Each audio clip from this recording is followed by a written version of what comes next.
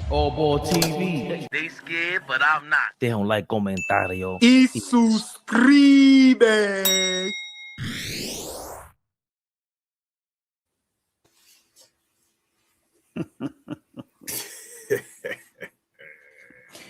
Yeah, how we looking on the screen, baby? How we sounding? Looking good. We're looking good. All right. He said, looking good. Hey, feeling good. When thought, right? We good. Right. First and foremost, how's it out there in Houston with the weather? It's cold, man. No, brick. No 12, no snow. Nah, we don't get none. We don't get none of that. I know it's wilding. Y'all wilding. Y'all wilding right now. Y'all wilding right now. Dog, it's ridiculous right now. I left out this morning, wiped the car off. After about 5 minutes, I gave up. I said, listen, y'all deal with that. I'm not. It's ridiculous out here. Y'all bugging out right now. It's ridiculous out here. I was talking to my man back home, and he flipped the camera and showed the outside of the crib. I said, "Oh, all right, yeah." Yeah, it's I don't miss ridiculous. that. I don't miss that. Big shout out to everybody in the chat. Pray. Yes, hope everybody is okay. We have some reports with the news before we start next rehab. We have some reports. 6 people were unalive with this storm, right? So I just hope everybody is okay and safe. I hope everybody's family is okay. Please, if you have to go outside, be careful. But if you don't, stay inside. Just pray. Hope everybody's doing okay. You gotta jump in and jump out. Got you.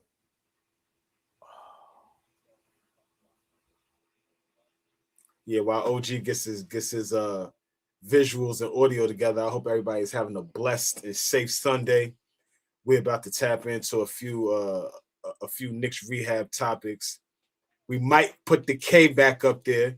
We might just get our K's back up there in KNICKS rehab. We might just do that. So better? Yep. We're looking good. All right. Yeah, please. So just real quick, man. Y'all know how we feel about the chat, y'all family. So we just pray and hope everybody's doing okay. Being okay, health is more important than anything. So just hope everybody is okay. Hope your family is okay. And we're gonna get through this. But let's get right to it, y'all. KNICKS rehab. Yes, sir. KNICKS rehab. Have all the tricks and the trades and the right. But we'll be okay. Flea, how you feeling today? I'm good, man. I'm good. Happy to be here.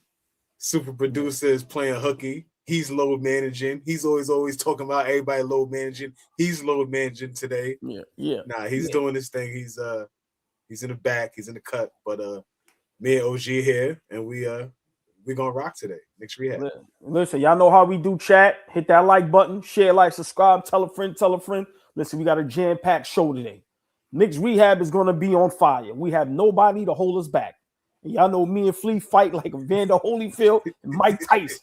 We gonna be biting ears and all types. You know what I'm saying? So enjoy the ride, buckle your seatbelt, because this is gonna be a good one. Flea, yesterday, Philly against our team, New York. We pulled out the victory, but we have some news.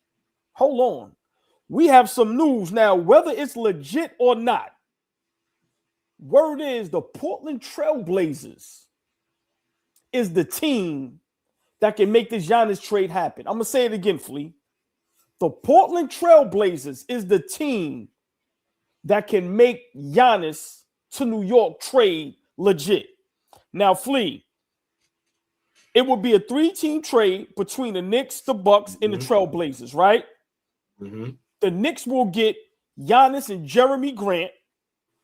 The Bucks will get Karl Anthony Towns, Deuce McBride, Pacome Dadier, and they get the 2026-28. Well, we basically got 6 first round picks, 2026, 2 of them 2028, 1 2030, 1 2030, 1 2032. Who gives a hell about those? And the Portland Trail Blazers. Sixth grade right now. Exactly. 6th grade right now. And the Portland Trail Blazers would get Mikal Bridges and Yabusele. Now, word is the Portland Trail Blazers are very, I'm not going to say intrigued, but they really like what's your man name? Mikal Bridges, Mikal right? Bridges. Mm-hmm. Yeah. Word is, allegedly, the Portland Trailblazers is very impressed by Mikal Bridges, and he's the one that holds the key. Mikal Bridges in Portland to this Giannis trade. Now, us breaking this down, please, Flea, I need to hear how you feel. Would you pull the trigger on that move? Well, I like Giannis. I love Giannis. Love Giannis. I love what Giannis could bring to us. We saw yesterday that we may have some issues going forward with Cat not showing up every night and Bridges being disappearing acts. It just happens too often. The inconsistency of those two guys happens too often. Good players, not taken away from them. Good players. Cat is an all-star level player, clearly. But if we move Cat, Bridges, Yabusele, and Dadier, and we can get back Giannis and Jeremy Grant. Jeremy Grant right now is 19 points off the bench, OG. He's 19 points off the bench. Call it what you want. Size, length, pause, could still put the ball in the basket, defend still. Portland is playing above, Portland is overachieving right now. He's been part of that. So if I could get that back, I don't hang up the phone. I'm listening. Are we serious about it? What do we need to do? I'm listening. Because the inconsistency of Bridges is getting out of control. It's getting out of control. He's not aggressive enough. He disappears too much. And like I always tell y'all, if he's not hitting shots, he's not defending. And we need him to defend every night. Every night, shots are not going to drop. Every night, you're not going to be on. Some nights you will shoot 3 for 16 like you did last night. But guess what? Show up on the other end. He disappears when he's not hitting shots. So I'm listening to the deal. Right. So big shout out to the chat for y'all. Some of y'all that just came in. I'm gonna break down, and this is from Sam Quinn, Quinn. So we give credit where credit is due, right? So this is Sam Quinn. He's breaking down if the Blazers are interested in Mikal Bridges, as Jake Fisher suggested, we might have a workable Giannis Knicks outline here. I'm gonna say it again. If the Blazers are interested in Mikal Bridges, as Jake Fisher is suggested, we might have a workable Giannis Knicks trade outline. And for all people that's saying that we didn't have the pieces, this is where a third team has been pulled in. And I'm going to break it down one more time for some of the people that just got in the building. It will be a 3-team trade between the Knicks, the Bucks, and the Portland Trailblazers. The Knicks will get Giannis and Jeremy Grant. The Bucks will get Karl Anthony Towns, Deuce McBride, Pacome Dadier, and a whole bunch of first-round future draft picks that, let's be realistic, don't amount to nothing. And the Portland Trailblazers will get Mikal Bridges and Yabusele. Flea, if this is 100% correct and true, this is a no-brainer. This is how I look at it. Let's all be realistic. Is Giannis a better basketball player than Karl Anthony Towns? Yes. So we're basically trading straight up Giannis for Cat and Deuce and Pacome. Would you do that trade if it was just straight up like that? Yes. Right. And then the other deal is, would you give up Mikal Bridges and Yabusele for Jeremy Grant? I would do that. So for me, that's that. Flea, you know us, simple and plain. We ain't got to go through we ain't got to go through the particulars. Flea, that's how I look at it. Would I trade Giannis straight up for Cat, Pacome, and Deuce? Without question. Will I miss Deuce? Yes, but this is part of the business. Would I trade right now Jeremy Grant for Mikal Bridges straight up? Because Yabusele is irrelevant. Yes, I would. Flea, I 100% agree with you. Mikal Bridges has become a liability on both ends of the floor. I have yet to see him play great defense. I have yet to see him really slow down any guards. And offensively, he's just so inconsistent that it's just getting out of control. it's getting worse and worse and worse by the game, Flea.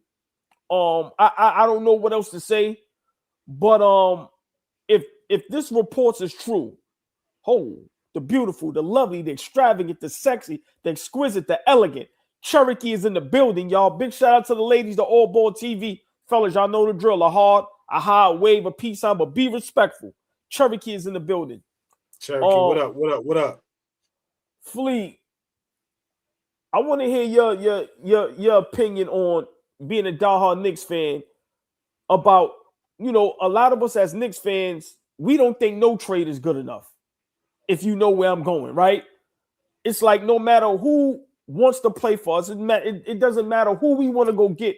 We as Knicks fans always make excuses to not go get that player, right? And you know, I'm like, listen, when I get Flea laughing, that's when I'm telling the truth. We will find a reason.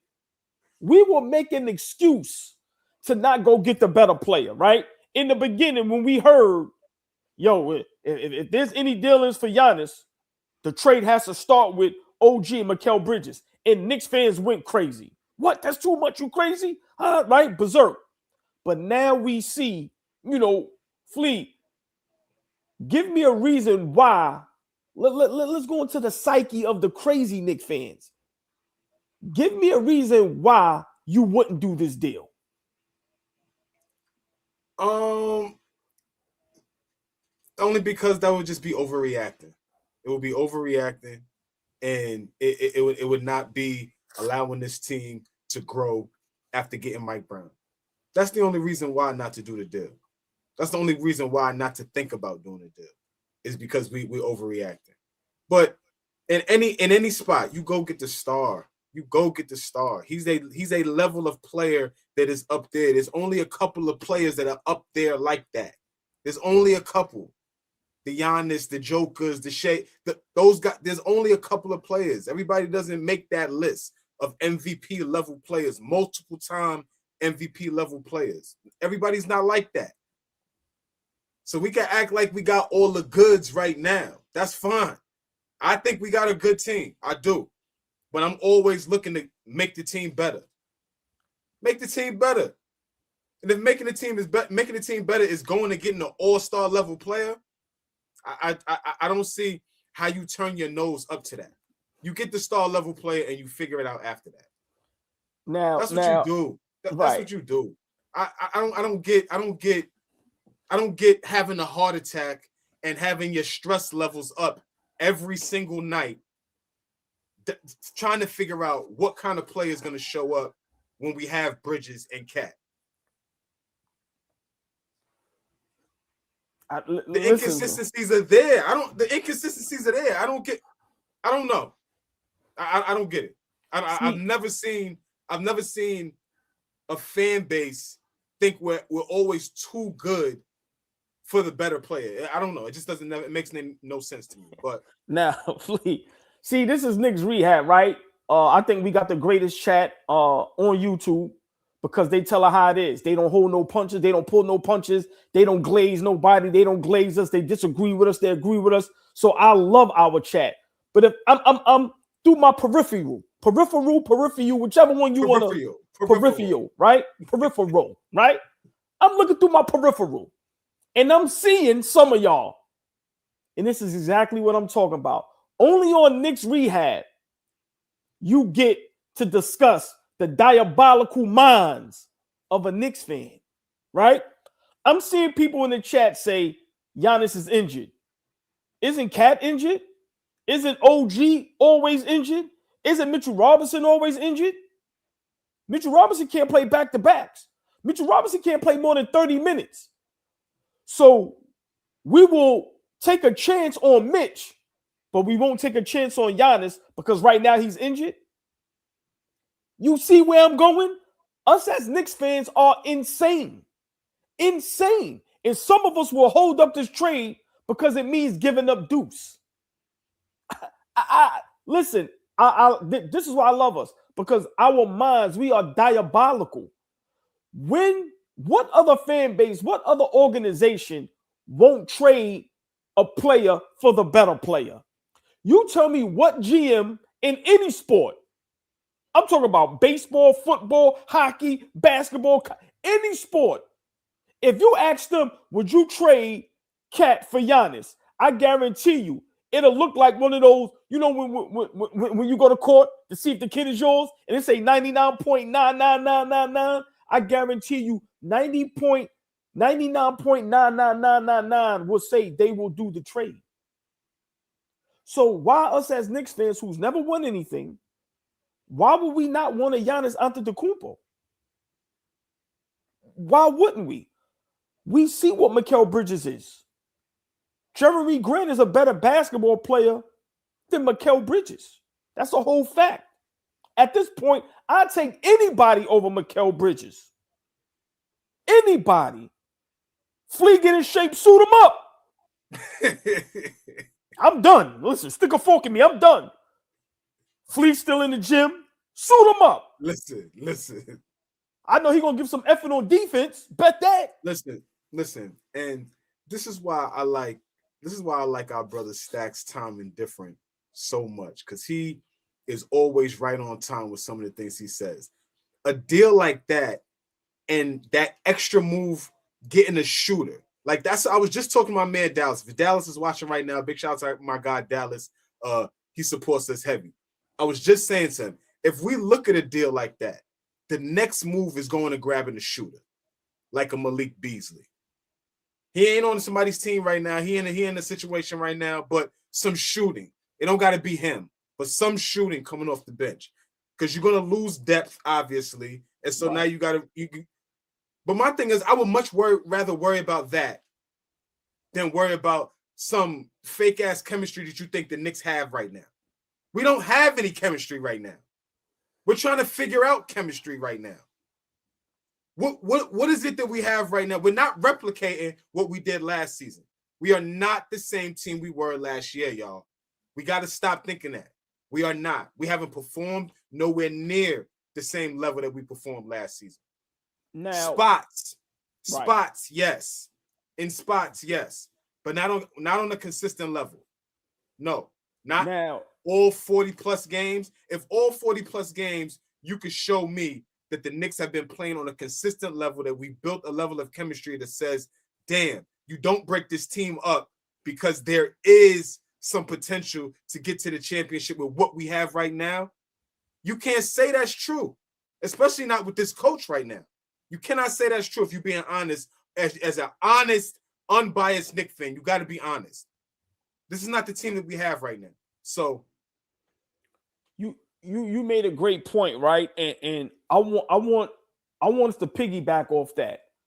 Yesterday, right? Let's discuss yesterday a little bit. We'll get back to the trade, right? But let's discuss yesterday a little bit. Yesterday we had a primetime game, 3:00.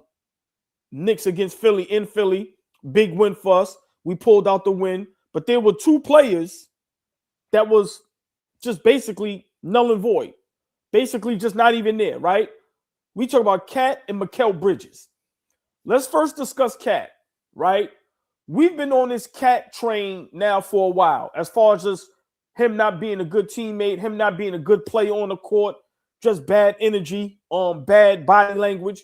And yesterday, we all said, okay, Brunson had the players only meeting, rightfully, and we came out, we beat down Brooklyn, which we all knew that we not even counting that, but we said Philly is going to be the test.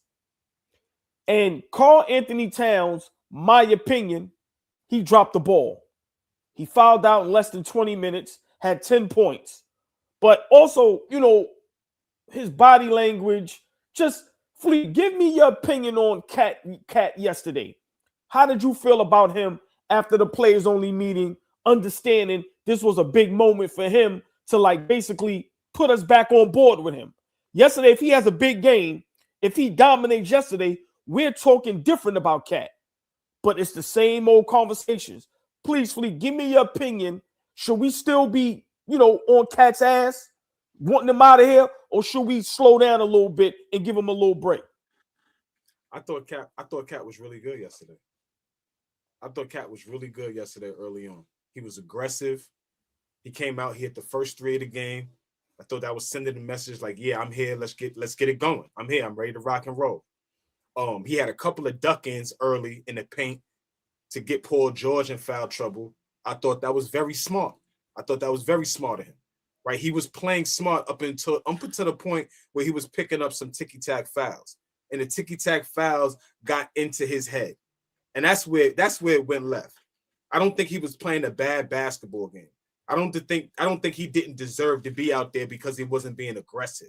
I thought he was playing aggressive. This is the one time, in my opinion, like I said yesterday, I'm not a refs guy. I'm not a guy that talks that, oh, the refs did this, the refs did that. Yesterday, they were bad throughout the entire game. And I thought that hindered him on being aggressive, on being on the floor to play a good game. I thought he came ready to play. I thought he was going to make Joel play. He played some great defense in spots that I thought he picked up some dumb fouls, but he was playing great defense. He just let the guys off the hook. So in a spot where I thought he could be dominant, he didn't get an opportunity to do that. I personally, yesterday, don't feel like we can put that on Cat and say, damn, that's another notch on the belt to say get rid of him. But it was a big spot. We won the game without him, without a big contribution. But I thought early on he was aggressive. The fouls jammed him up, and it didn't put him in a spot to be consistent throughout the rest of the game. Mike Brown kind of saved himself from it. He saved himself. He could have played through it, but I just feel like it took him away from being aggressive. You see the temperament of the referees. That's the other thing about playing basketball. Yeah, you don't want the refs to take you out the game, but you can see how they're calling the game. And when you see how they're calling the game, now that gets in your head. Or I'm second guessing the decisions I'm making. So I just feel like Cat got in a bad spot yesterday. It didn't allow him to be as aggressive. Mike Brown saved him from himself, and so now it's just another spot where he's 10 points a game. 10 points in 16 minutes, and he's fouled out. So it doesn't look good, but I don't think yesterday was his fault. What would Knicks rehab be if me and Flea agreed with each other? He know me. I know him. I 100% disagree with my brother. Cat was bad yesterday, and for other reasons. Once again, I've been saying it for a while. How many times is Cat going to leave Brunson to fend for himself? You're supposed to be the guy that we brought over here to get us over the hump. And once again, you can't stay on the floor because you commit stupid fouls. So with Karl Anthony Towns, no matter how much good he does, it evens out because he's going to do something stupid to like what he did yesterday, what he does night in and night out. Commit dumb fouls, can't stay on the floor. So for me, Flea, I don't know how we can defend Cat. If people want to call it click for beta, y'all can call it whatever y'all want to call it. He's on the floor doing that. Not me, not Flea, not nobody. It ain't Knicks rehab. It ain't none of us on the court making him do this. He's doing it. Big game, big spotlight, a chance for you to shut the naysayers like me up, the idiots, and what you do. You prove us right. You prove us right. We look better on the floor without you. You can't stay on the floor because you're still committing dumb fouls after how many years in the NBA? How do we defend him? What is he giving us to defend him? We're going to get on Mikal Bridges in a minute. But with Karl Anthony Towns, what has he done this season for us to defend him? So, Flea, I get what you're saying. Yeah, he didn't play bad on the court, but he couldn't stay on the court. That's not Mike Brown's fault. That's not Jalen Brunson's fault. That's not OG's fault. That's Karl's fault. How many times, listen, just imagine, let's think about all the great duos in basketball history, from Mike to Scotty, Kobe and Shaq. You go Magic and Kareem, LeBron, D. Wade, Curry. Like, we can go on. Just imagine all the time that second best player is staying in foul trouble and can't stay on the court. What if Scottie Pippen was always in foul trouble? What if Kobe or Shaq always in foul trouble, committing dumb fouls? Come on, man. How can we defend this? So stop telling me that we clickbait for Cat when Cat is doing this shit himself. He's making the job easy. He's making us fry him easy, Flea. Stay on the court, stop committing dumb fouls, and be that Robin to your Batman. Or sometimes be Batman. But how many times are you going to be Alfred? So now that yesterday you couldn't hold up your end of the bargain, OG had to step it up and do your job. Play defense and score and help Brunson out to get the victory over Philly. Flea, I'm going to ask you again. How can we continue to defend Cat when he's doing this night in and night out? Please explain, bro. I mean, the defending thing, I don't know, but we know what his best is. His best really took us to a place that we hadn't been in 25 years. That was on a deep playoff run. That was closing teams out in the playoffs. That beat a team. That beat a team that was a team that we didn't think we was going to beat against Boston.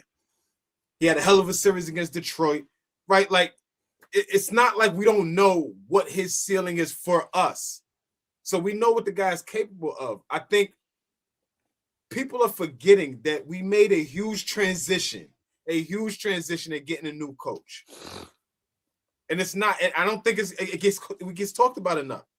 We could kill Carl. We could kill Bridges. We made a coaching change and everybody thought we were just going to pick up right where we left off. And that's not the case. I told y'all this coaching change was going to shake shit up, and it's completely shake shit up. It has everybody second guessing what type of basketball team we are. We could argue back and forth about Cat ain't shit, Cat ain't doing that. What is the identity of the New York Knicks right now? Who are we? When you talk about us as a basketball team, who are we? It's a good question. I have no clue. Everybody has the answer about Cat this, Cat that. What type of basketball team are the New York Knicks? Let me know. Let me know, chat. Who are we? Now, we have no clue the type of team that we are. We don't know what type of team we are on a night in, night out basis. Who the fuck are we going to be against the Kings on Tuesday? What team is going to show up? Is the team that showed up against Philly going to show up? Or is the team against Dallas going to show up? We were all healthy. Everybody was healthy.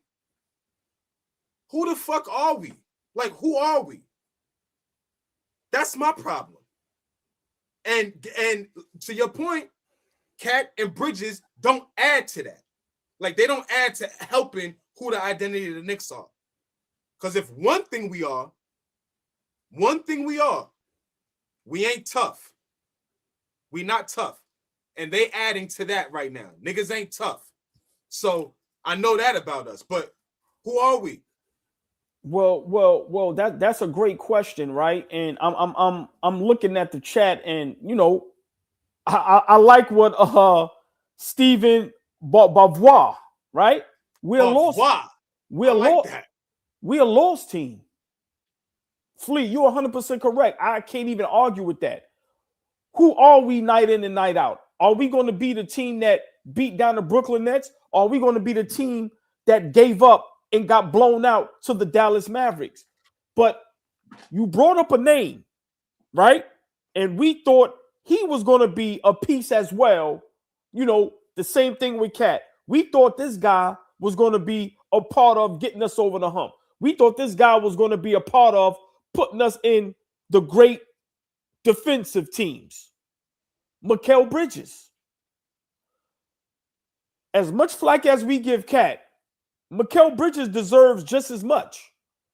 Mikal Bridges has been a disappointment all season. Literally, all season. Mikal Bridges has been so inconsistent. Yes, he plays. Yes, he's an Iron Man. But as we allude, where's the weapons? Where's the defense? Where's the offense that we thought we were getting from you? Where's the defender from Phoenix? Where's the defender from the last year's series against Boston? Where's the offensive firepower like when you was in Brooklyn? These are two players that they are not holding up the end of their bargain. We really thought Mikal Bridges being part of that Villanova crew with Brunson, Josh Hart, DiVincenzo. We said, oh my God, they got another Nova guy. It's going to be chemistry. It's going to be great. Him and OG on the wings. They're going to be locking up the guards. He's going to be a shooter. He's going to be great for us. And once again, another player that's leaving Brunson and the team in the rearview mirror. He's literally given us nothing on both ends of the floor. Flea, does Mikal Bridges deserve just as much smoke as Karl Anthony Towns?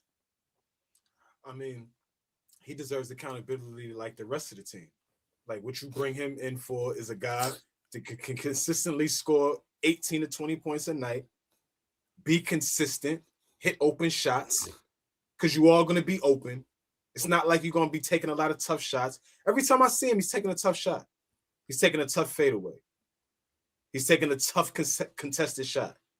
Like, so he's making it harder on himself, and he continues to be inconsistent. If he did what he was supposed to do on a night in, night out basis, he would be fine. He would be fine, but he's not doing it on a night. I'm consistent on Mikal Bridges. If Mikal Bridges is not seeing the ball go in the basket, he does nothing on a defensive end. Nothing. Nothing. And the proof is in the pudding every fucking night. If you're not watching him, if you're not being honest, be honest. Stop falling in love with these niggas. Be honest about what you're watching. Be honest. He shot 3 for 16 last night, and he didn't give a fuck about defending. Be honest. That's not the type of player that you want, especially a guy that made his calling, why he's in the league, what he's known for. At the peak, when he was with Phoenix, at the peak, he came in second as a Defensive Player of the Year candidate. Second. So it's not like the guy can't defend at a high level. Do it for us. Night in and night out, we watch guard after guard, wing after wing, have career night after career night. What are we watching? We're not watching the same games? How can we hold this guy's feet to the fire? He has a couple of jobs. He's a role player. Do your job. Play your role. If you're not doing your job and playing your role, we need to talk about it. What are we talking about?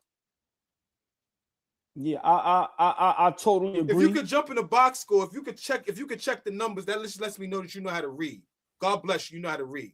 But if you're not watching the games and watching his effect night in and night out, then you're not being honest. Mikal Bridges has not been the most consistent player, as we said in the beginning. First 15 games, he was great. Since the first 15 games, he hasn't been great. Hey, Flea, just think about this, right? Mikal Bridges doesn't have to chase around Tatum or Halliburton. Like, two of the best players in the East, he doesn't even have to worry about. And he still can't dominate on the defensive end. He's been terrible. I'm doubling down on it. You was a little bit nice for him just now. He's been terrible. He's been bad. I don't care what nobody say. This is what gets me upset about us as Knicks fans, right? We are watching the product night in and night out. How are we making excuses for these guys? I'm going to complain all the time. I've been complaining since the 90s because we could never get it right. You know why I'm mad? You know why I'm always stressful? Because of the Knicks. It ain't because of nothing else. My kids ain't stressing me out. Ladies ain't stressing me out. My parents ain't stressing me out. My job ain't stressing me out. It's the fucking Knicks. And my Wi-Fi sometimes stresses me out. But my brothers in my chat help me out with that. Wi-Fi be right, whipping your right. ass. The Wi-Fi be stressing me out. But nothing in life is stressing me out more than the Knicks. Nothing. Nothing. I'm going to say it again. Parents ain't stressing me out. Kids ain't stressing me out. My job ain't stressing me out. It's the fucking Knicks. And we all sit up here and act like we shouldn't say nothing. I have nothing to say when we watching this debacle night in and night out. Flea, you made a great point. Tuesday night against Sacramento. What team are we going to get? How is it that every team we play against, we are liable to lose? There's no team on the schedule where we can go stamp it. We winning that. We ain't even got to watch this tonight. We ain't even got to waste our time. We can get some rest tonight. No. Because we can fuck around and play Dallas and get blown out by 30. And now we got to come up here and discuss this shit. Oh, but we don't supposed to hold our guys' feet to the fire. We don't supposed to talk about Cat. We don't supposed to talk about Bridges. We don't supposed to talk about Brunson. Flea, we supposed to be up here and be nice. That's what y'all want. Y'all want us to be up here and be nice. They created this monster. Not here. The Knicks created Frankenstein. All these nut Knicks fans, y'all did this shit. Because if you do what you're supposed to do, we wouldn't be like this. We gave up too much to get Mikal Bridges for him to not deliver, Flea. I'm sorry. I know people are tired of hearing that, but what we gave up for him, he's not delivering. He's just not. He's too passive, he's too soft, and he's too inconsistent. I've said it a while ago, and you and Fabian used to flame me. The chat thought I was crazy. He is not a starting two guard in the NBA right now. Can he play back into that? Maybe. But what you need from two guards in today's game, he's not that. He's not that. So for me, I don't understand how Knicks platforms and just basketball world, how we ignore Mikal Bridges. How he just flies under the radar. We're going to keep stomping Cat out, but we're going to forget about Mikal Bridges. Not on Knicks rehab. We give everybody smoke. We give Brunson smoke if he played bad. Mikal Bridges has now been a part of this problem, Flea. And I don't know if he could turn around and fix it. That's the part that I'm scared of. And I would love for you to try to dissect that a little bit.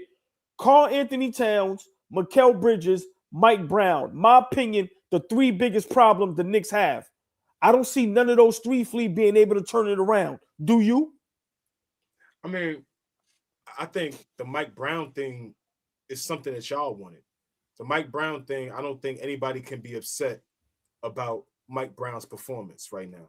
If Mike Brown is not performing up to the level that you guys thought that he would, that I thought that he would, well then that's on y'all. We wanted Tibbs gone. The consensus was get Tibbs out of here and go get somebody else to coach this basketball team. Tibbs took us as far as we could go. But now look at us. We're playing with a lot of uncertainty. We have no identity. Our two best players have zero chemistry. And we're questioning some of our best players like a Mikal Bridges, like a OG Anunoby. Right? So, I think Mike Brown coming in has been the biggest adjustment. I don't know about if it's the biggest problem, but Mike Brown is the biggest adjustment and is causing a lot of concerns for a lot of other things. Why aren't our two best players on the same page?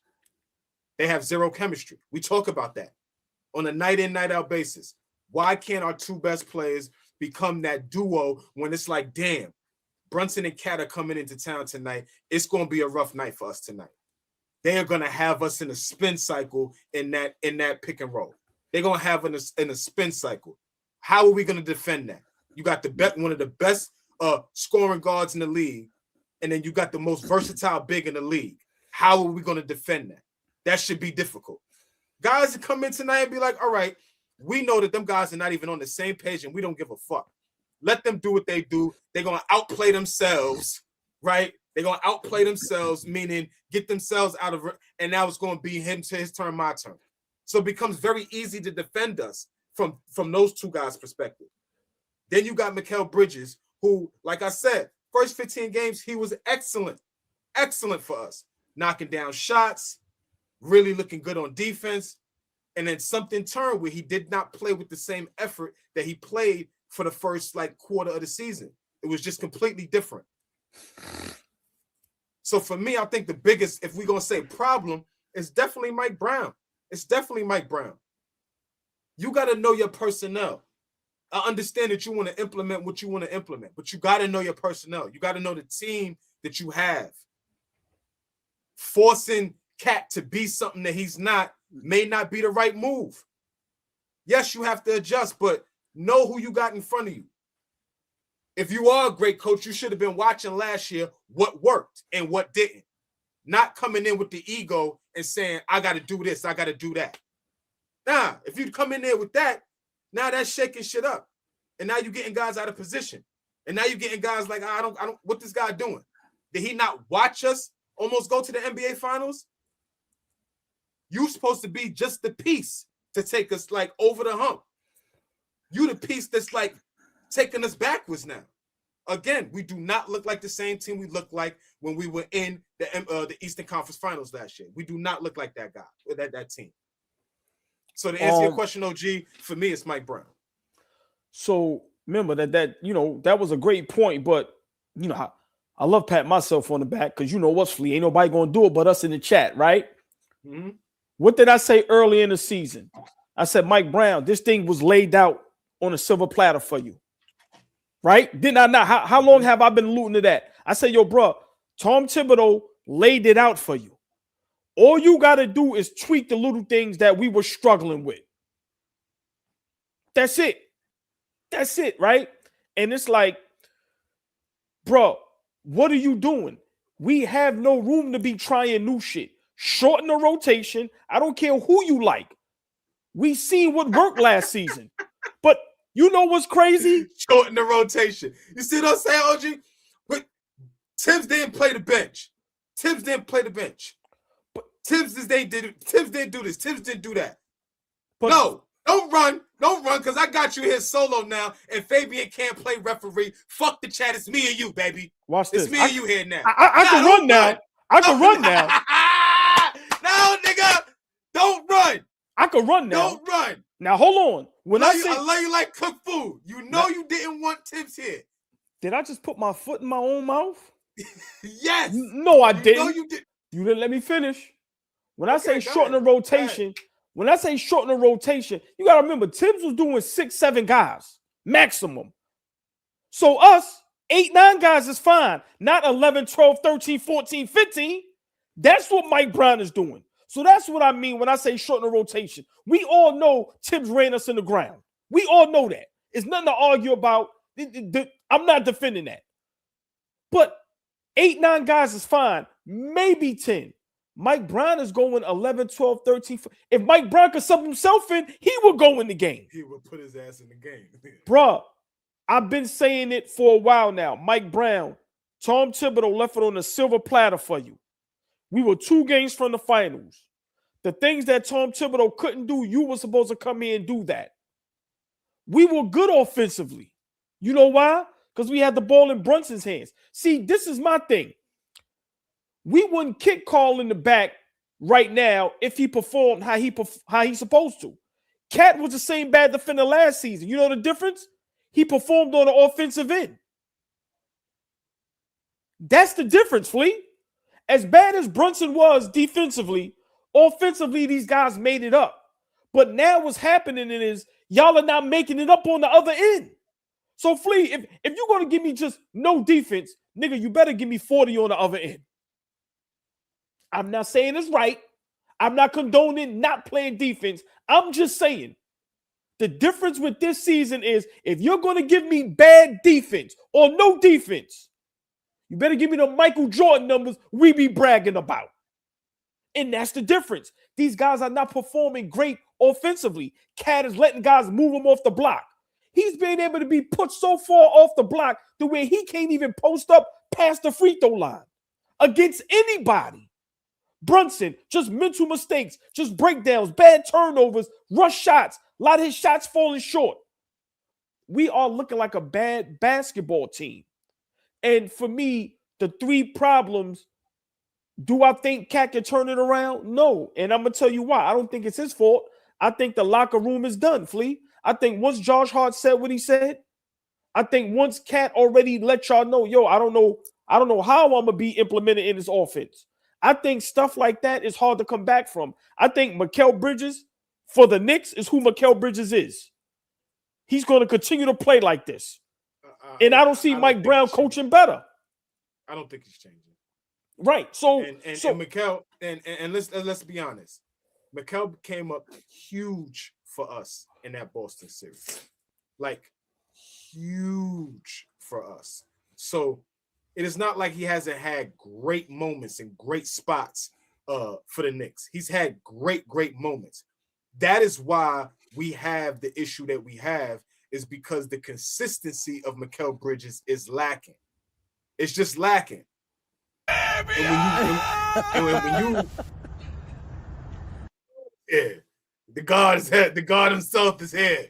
I heard my name being called, and I was referred to some sort of referee. Yeah, I don't give a damn about Mikal Bridges, Karl Anthony Towns. There you go. Go ahead. I'm a mute. Karl Anthony Towns. Go to hell. Mikal Bridges, in all seriousness, what a disappointment. I heard you guys going back and forth. Let's get this back. How Flea would say? In order. Get your shit in order. The shit in order, right? First of all, that trade. Hold on. I heard you guys talking. What a difference he makes. Yo, hold on. You ever had someone in your life where you just go, "Whoo, I'm glad he's here." Now, look, you see, I'm sweating. Now he can do the great job he does. He could put shit all up on the screen, so now it makes sense. I hope that makes you feel great, my brother. I hope that makes you feel great. He's a uptown general, so it's different. They're kind of the gas. It's not diesel fuel. That shit is high grade. You ever been to Shell gas station? What? Nah, you come up to Harlem. We got that shit up there. Like you did what you're supposed to do, right? You did what you're supposed to do, baby. Fellas, appreciate it holding it down. Of course, the Knicks, the cat trades lingering, and Mikal Bridges in the only guy standing in the way. Are you kidding me? I'm already over that. OG Anunoby.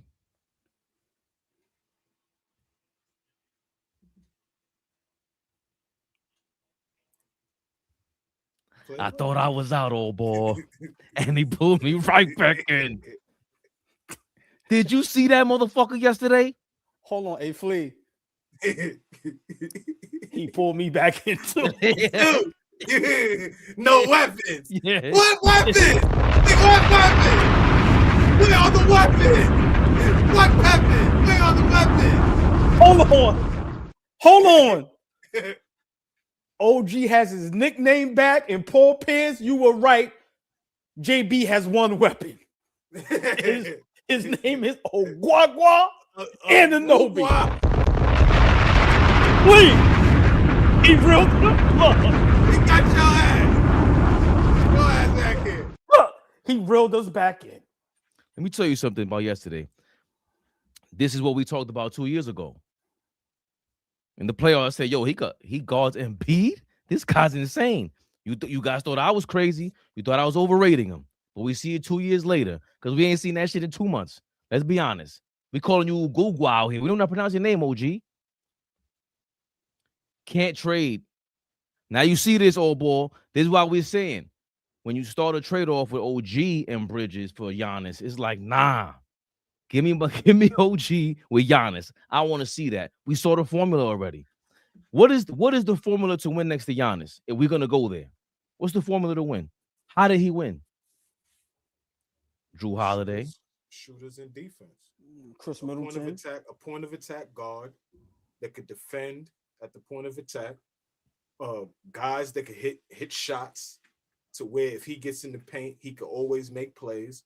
I think when they won the championship, he was at his best at playmaking, right? So if he gets in the paint and y'all start to try to wall him up, like Toronto did a couple of years, when they went up 2-0 and then Toronto came back and won those 4 games in a row, they went on to win the finals.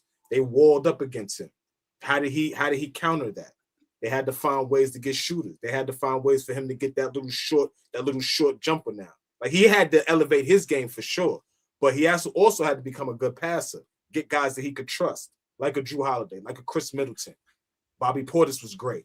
I think during the season before he got hurt, Dante DiVincenzo was great for that team. Like Middleton was clutch. Like there was that team. They had shooting over here, and again, I think the huge point for you, Ray, what you always say is that point of attack guard that he can rely on to kind of play that safety position on the defensive end. But my other thing is this: they had super performances from Giannis, Drew Holiday, and Chris Middleton. Three guys that we knew going into it. It wasn't really a shock that Chris Middleton did it. We were just looking like, let's see if you could do this on this level. But we knew, how tall is he? 6. He plays like he's 7 feet. Sometimes he got like a little mid-range Durant thing going on right at that point before he tore his ankles up. When we talk about super powers on the Knicks right now, respectfully, Jalen Brunson is a scorer. Defensively, anyone else on offense? Are they a superhero? Go put one back to your analogy. So on defense now, we know Mitchell Robinson single-handedly turned around the Celtics series. We saw what OG did yesterday against Embiid after AllBall called it. He said, yo, do you want to see OG on Embiid for the rest of the game? Nah, let's wait till the fourth. Mitchell's giving them problems. But Mitchell Robinson, who else defense can we say is a superhero? Only OG in my book.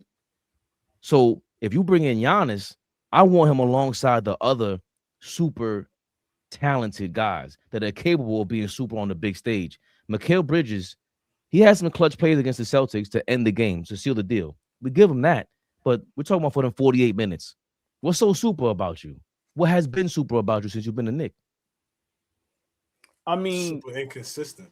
Yes, exactly. And for me, that was a great reference. I think if we get Giannis over here and you're able to keep OG, right? To me, it basically mirrors that championship Milwaukee team, but it's just some guys it switches. So meaning like I think Chris Middleton would be Jalen Brunson and OG would be Drew Holiday because of the defense. And then you have Mitch, who's just as good as Brook Lopez at that time defensively. Now, the only thing we would be missing out on is, Brook was kind of a deep threat from three because he could shoot the three. But now Giannis has his Chris Middleton, who you can give the ball and they get a bucket in Jalen Brunson. He has his lockdown defender at the guard position in OG, and he has his Brook Lopez in Mitchell Robinson. Only thing he may be missing is this guy Bobby Portis Schmurder, right? But I just think that was a great comparison, and I just think I don't understand what's the holdup. Like I said, Fabe, we broke it down earlier. Maybe if you could put it on the screen, just to show people the breakdown, right? It says that if the Portland Trailblazers loves Mikal Bridges, how I hope they love him, please. Listen. Now that's the other thing. This trade would make a lot of sense because Portland needs a guy like Mikal Bridges. Yes, I agree. Portland already has point of attack guys. They have Drew Holidays over there. This is the report from Jake Fisher. He said that the Trailblazers have long admired Mikal Bridges and could join as a third team in a potential blockbuster trade for the Knicks to land Giannis. So the Knicks consider this. Of course they should. It shouldn't even be a thought. But the reason why Portland is interested is because they don't have a Mikal Bridges veteran type who doesn't have to be the lead point of attack guy, who he's clearly been miscasted as with that Phoenix Suns championship appearance, because he's not that. But behind the Shaedon Sharps and the Drew Holidays and the Tamani Kimura, now you got more defenders along Bridges who could be more of a pest instead of relying on him. And on top of that, they got Milwaukee's draft picks from the Drew Holiday Dame Lillard trade. So they're going to be involved regardless, I think. They want to sneak in there. If they have that much leverage, though, only thing I'm worried about is we're going to have all this leverage over Milwaukee and we just going to get back Mikal Bridges. Look at the way we dogging them. I mean, I hate to depress you all, boy. No. I mean, he deserves to be dogged. How long are we going to kick cats back in? And Mikal Bridges is playing just as bad. I came to realize for Mike Brown, Carl, and Mikal, this situation, this city is too big for them. This is not for them. This is not for them. The bright lights, the Knicks fandom, just now we wanting the championship and thirsting for a championship. I don't think those three guys are built for this shit. Mike Brown ain't built. We already know Carl ain't built. And now, what it's been looking like lately, Mikal Bridges ain't built for this shit. My opinion, you got to move these niggas. They soft. Like I said, OG, we put him through the ringer, put him through the fire. And what does he do yesterday? Blocks all of us out and shows up. While Carl and Mikal just continue to allow platforms like ours and just everywhere get under their skin, get in their minds, and then on the court they can't do nothing. Get them out of here. But I gotta disagree, Flea, because how can we say that about Mike Brown and he benched Mikal Bridges for? Is this the second time he benched Mikal Bridges? I know he benched Cat. Cat benched himself yesterday, but this is I can't remember if he benched Mikal Bridges, but he definitely benched Karl Anthony Towns earlier this year with 9 minutes to go in the fourth quarter. Benched Mikal Bridges for a small ball lineup with OG at the 5. Does Mike Brown get credit for that? Come on now. I mean, you got to give him credit for coaching. Yeah, he's capable of making adjustments. He's a fucking NBA head coach. You better be able to make some type of adjustments on the fly. Of course, kudos to him. But I think he's doing a lot more of trying to overcoach, in my opinion. Like, I think he walked through the door and didn't, like, if you're a real coach, you stepped away, you got fired. You stepped away and you was able to watch the landscape of the NBA. You was able to watch teams. You was able to do your job and scout teams. You got to watch what type of team we are and how to utilize us the best, not implement what you like to do and say, here, you guys go do that. Learn how to make that mesh. I think that would be the sign of a good head coach, a great head coach, is coming in and saying, okay, let me take a little bit of this of what I got to bring, and let me maximize the strength of everybody on my team. And I don't think he's maximizing the strength of his 2 best players. He's just not. There should be clear and concise sets that he's running for Karl Anthony Towns and Jalen Brunson. There should be actions that he's running for those 2 guys to get on the same page. He should be forcing them to do it. So, yeah, it's on them as players to go out there and play. But if you're a head coach, you got to know what is working, what's not working, what's going to take us to the next level, my rotations, all of that. So, yeah, it's a work in progress. You got to give him a chance as a new head coach. But, yo, we just came off one of the best runs in Knicks history. Why do we feel like we're taking a step back? Because we fired the coach. That's why. I'll answer it for you. We fired the coach. Oh, we want to jump out and jump back in on ball to get it clearer. I got to disagree with you on this because it was the first time I can remember Mike Brown having to adjust with Karl Anthony Towns in foul trouble in real time and also saying, I'm going to go to a small ball lineup. I haven't seen us close with a small ball lineup. Actually, I'm bugging. He finished with a small ball lineup when he benched Karl Anthony Towns with 9 minutes left against, was it the Nets? Not the Nets. And see, hold on a second. And see the nerve of David Smith, right? He's a huge supporter of Knicks rehab. And see, when you come at us with, we don't know basketball, we don't know how to talk basketball, this, and that, a comment like this lets me know you don't know how to talk basketball. Goofy, how you going to tell us just give Cat the ball and get out the way? He's not that type of guy. When has he ever been that type of guy where it's just, here, Cat, go to work? No, That's but not here, who he no, is. but no, hold on, stay right there. This is another thing. This is another thing that we're not talking about enough. And you know what? This motherfucker, Kendrick Perkins said this. See if I can pull it up. But he referenced it again. Another NBA player talking about how Karl Anthony Towns doesn't get the ball. We keep lying about this. Mike Brown came into the season saying, I want this to be a read and react style offense. Meaning, you're going to read the defense and you're going to react. You can override whatever play. You can do whatever you want to do out there, especially when he said the leaders of this team is myself, Karl-Anthony Towns and Jalen Brunson. And we know those two other guys, the other two names he mentioned, is all offense. Mike Brown has been known to be a defensive coach. He just started to bring this offense to come along, get it to come along since he joined Golden State. My big issue now is Karl-Anthony Towns gets the touches. You think if Giannis is here, or even with Brunson, let's say, forget Giannis, because that's just it hasn't happened yet. But we've all seen Brunson take it upon himself to say, I got the ball, and I'm going to do what I want to do with it. He chooses to go hog the ball, right? And everybody hates him for it. It gets on our nerves sometimes. But he chooses to do that. He knows I'm going to read and react when I want to get this thing going. So we've given the ball to Karl-Anthony Towns enough. He's choosing to not do what he want to do. Go to a different spot on the court.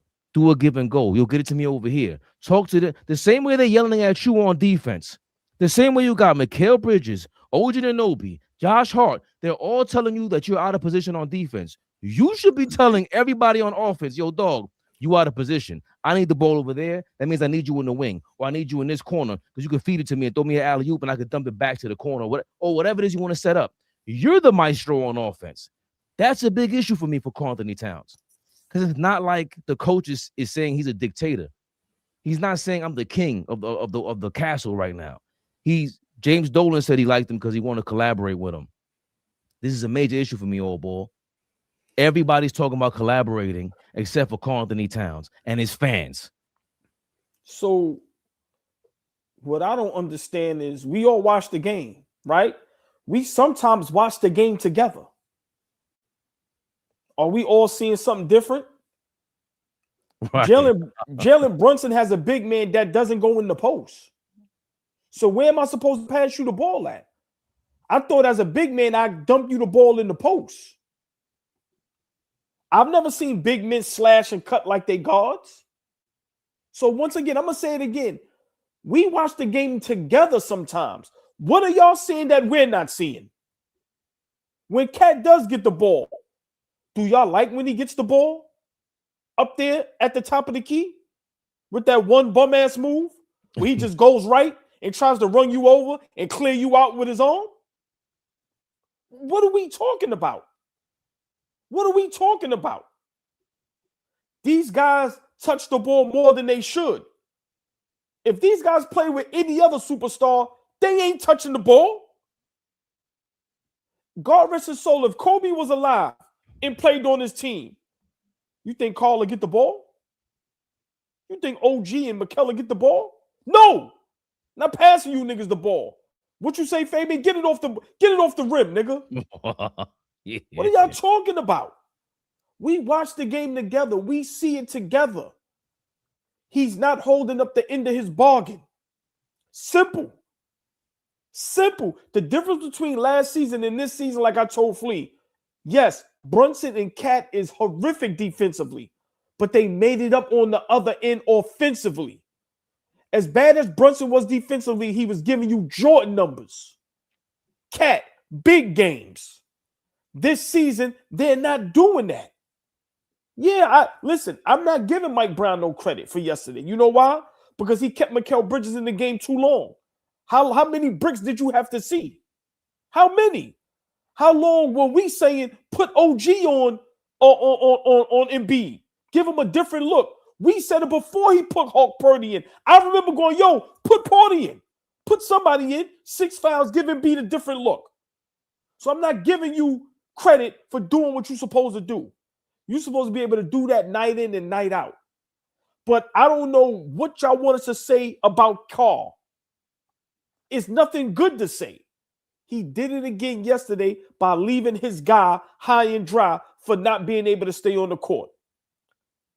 A big game, a big spot, a big moment. Once again, we win a big game without Karl-Anthony Towns. Miss me when he was playing well. The nigga had 10 and played under 10 and under 20 minutes and fouled out. What the fuck good are we supposed to say about that? What good are we supposed to say about the second best player on the team, who people consider the best player on the team, foul out under 20 minutes and has 10 points? How are we supposed to defend that? So I'm not going to go back and forth with nobody. We all have our opinions. David Smith is a Cat guy. I'm a Brunson guy. So I get it. But we have to start being honest. We are watching the games together. Cat is not doing what he's supposed to do on both ends of the floor. Mikal Bridges, straight garbage. Garbage. Mike Brown, listen, he got to pull it together. I'm not a fan of him right now. But come on, man. We watch the games together. We see the same thing. Where's Cat supposed to get the ball at? So for everybody, from Kendrick Perkins to whoever is saying Cat needs to touch the ball more, where's he supposed to get the ball at? If I'm a guard, why am I don't want to keep giving you the ball up top, bro, and watch you try to do a sham guard and either commit an offensive foul or commit a turnover. I watched Carl yell at Brunson for the ball, and when he gave it to him on a block, the ball went out of bounds.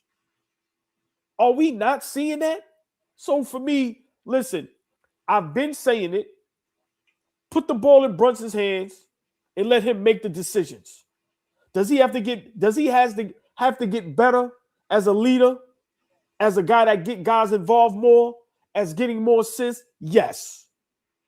But I trust him with the ball in his hands more than I trust Cat. At least I know he ain't going to turn the ball over with an offensive foul.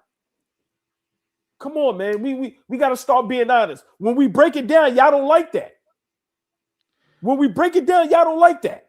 So, real quick, AllBall, let me get Kendrick Perkins and the road tripping guys on what they think is the problem with the Knicks. And he'll agree. And obviously, he's watched them more than I have this year. They have the group of like Move Cat and Brunson is the man, and it's Cat's fault, and that's why it is what it is.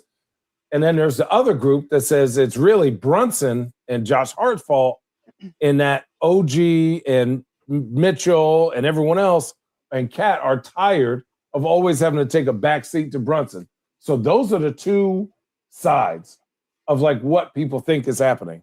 Because they're like, man, how many players, everything goes through Brunson all the time. And people bring up, I don't remember ever having a player of his caliber with his dad that's on the bench, right? Like I've had, like Austin Rivers had Doc, right? That's a little different. Or I don't know, another player who's had a coach at that position that has that much power, right?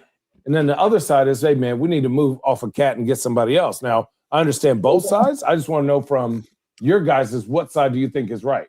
You okay, Bert? No, Shannon, you're not about to do that. You're not. I'm asking. I don't know. You don't know. You know, but you don't want to say it. Yeah, our numbers drop when Canning starts talking. You said what? Wait, what did Richard say? What did you say? Yo, man. Oh, you know what the problem is. No, I'm There's just a saying. huge chemistry problem. That's the problem. When's the last time you seen Cat dap up Brunson? When's the last time you seen them like really go out for each other? There's only 2 or 3 people that talk crazy about everyone else. Oh my God. Oh, what happened? Rich, did you see in the comment? What? That the problem, you know that the damn problem is called Anthony Towns. Okay. But you just don't want to say the quiet thing out loud because you all year long call Anthony Towns this, call Anthony Towns that. No, call Anthony Towns got to grow up and be a grown-ass man. Damn. That's what they need him to be. That's what they need him to be, right? He's the one with him and Mike Brown. It's not a Carl Anthony Towns and Jalen Brunson issue. It's a Carl Anthony Towns and Mike Brown issue. Because if you notice, everyone is benefiting from this new offense except Carl Anthony Towns. He averaged 24 points last year. He's averaging 20 points this year, right? And Carl Anthony Towns, we all had that franchise teammate that you had to go, it's okay, guys. Hey, big fella. Hey, man, we need you. Hey, every day you got to go tell him how important he is to get the best out of him, right? When Carl Anthony Towns is not getting touches, he's not engaged in bringing to the table what you need him to bring defensively. And the problem is that when you talk about getting through the Eastern Conference, when you talk about Evan Mobley and Jared Allen, or we're talking about those two gorillas over there in Detroit, fucking Jalen Duren and Isaiah Stewart, you gonna have to lace your shoes up And the problem is, I think that the locker room is kind of somewhat like, hey, bro, like, you know what I'm saying? You a vet now, like you was brought here to move the needle. Mm-hmm. And like you look, we ain't have this physicality problem or these mental breakdowns when we had Julius Randle. That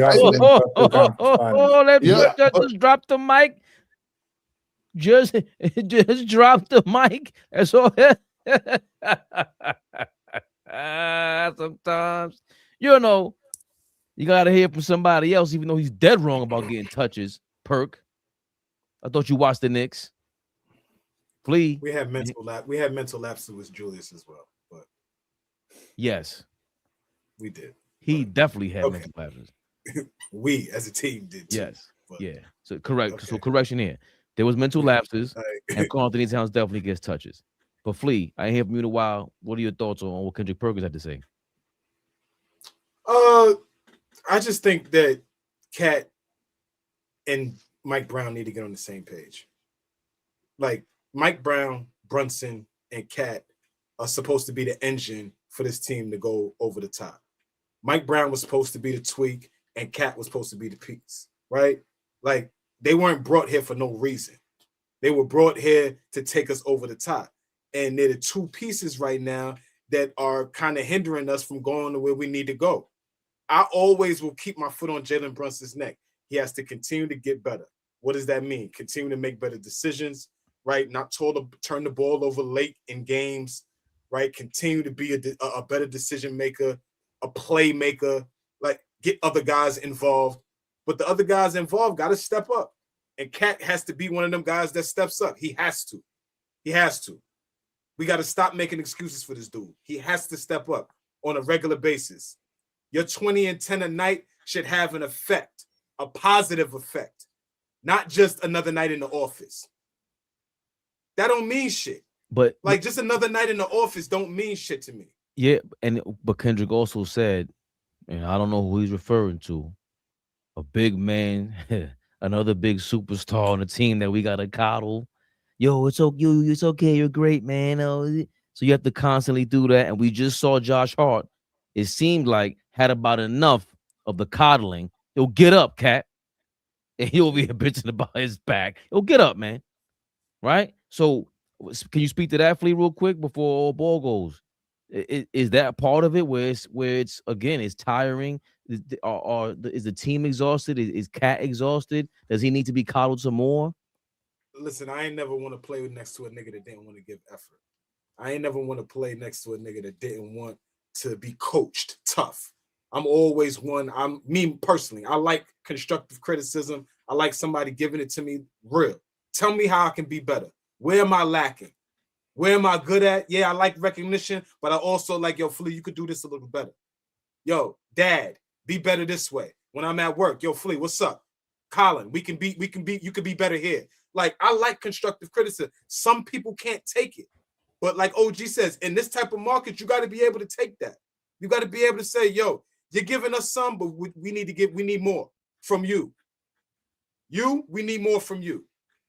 And I think people are starting to have issues with not being able to say that to him. He doesn't seem like he's receiving that well. And he needs to receive that well. I'm with knowing your personnel, understanding how to like work with personalities. We always talk about Phil Jackson, understanding egos, how to know how to push certain buttons. But players shouldn't always have to be responsible for that. The coach, yes, but the players, come on, man. If the construct of our team is being mentally tough and strong and be able to fight through adversity all the time, and you come in here and as soon as there's some adversity, you fold, that you're not the makeup of the team. Like y'all saying, we're starting to take the makeup of who he is on a night in, night out basis. And we don't want to be that. We don't want to be that. No disrespect to naturally who you are. But when you came through the locker room as a Knick, yo, get with the program, bro. We a great team over here. We fight over here. Every night is going to be different, but we have an identity over here. There's a culture over here. Get with the program. I don't think on a consistent basis he's getting with the program, and the program looks like he's getting to him right now.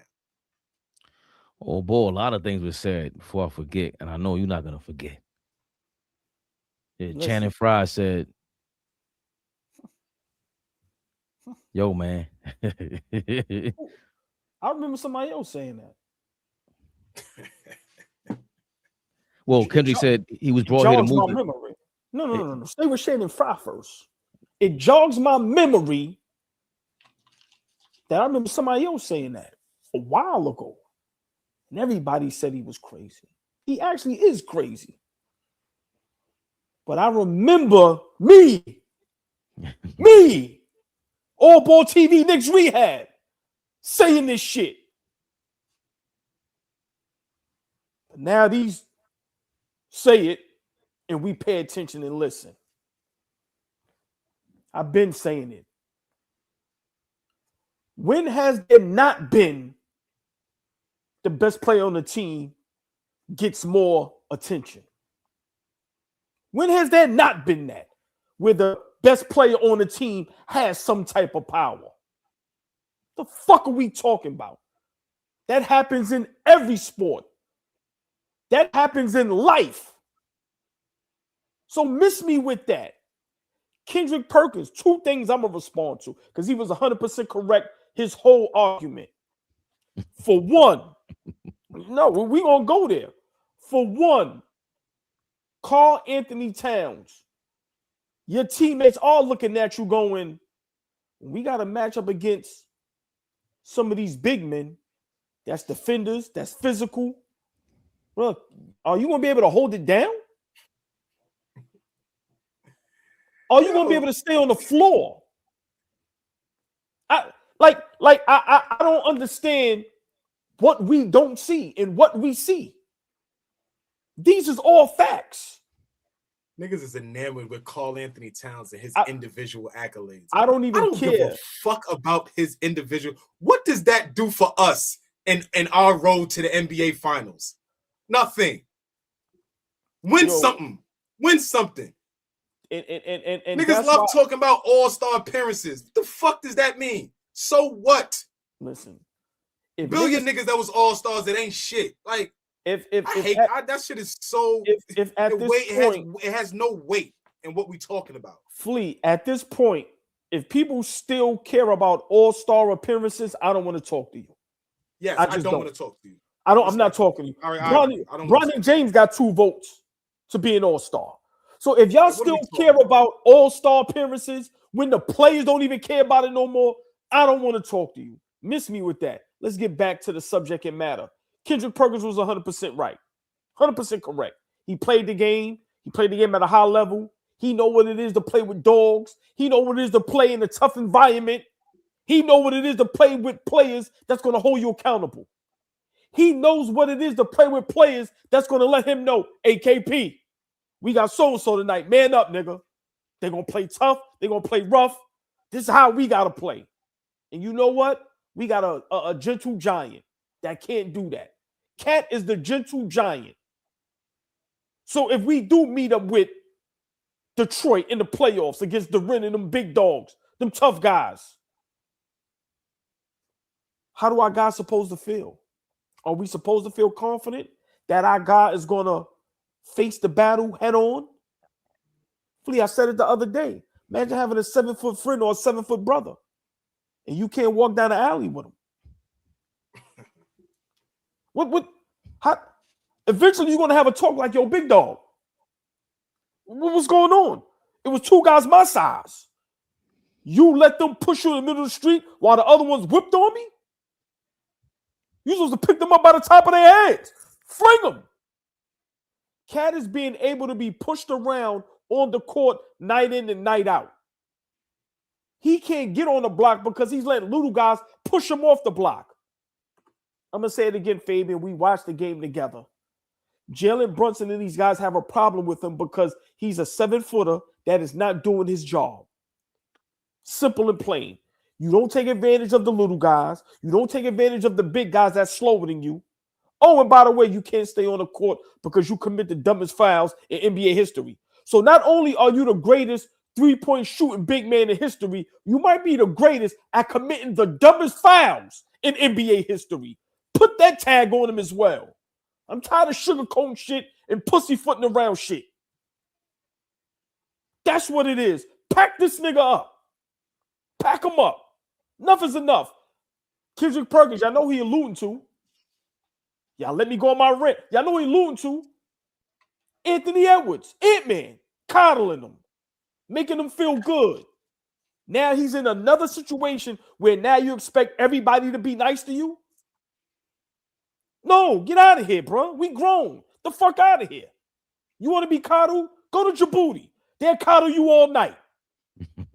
All night. New York, we ain't coddling shit. We curse out the president, nigga.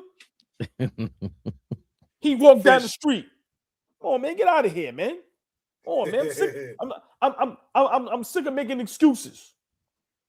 The problem is Karl Anthony Towns. The problem is Mikal Bridges, and Mike Brown is starting to be a problem. But Mikal Bridges and Karl, those are two major problems we need to get rid of. Simple and plain. They are making us soft because they are soft.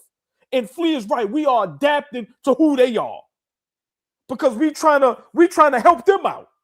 We trying to make them feel good. No, Mikal, you my brother, Villanova. Hi, here you go. Karl, we sorry. What you do to cats when they upset?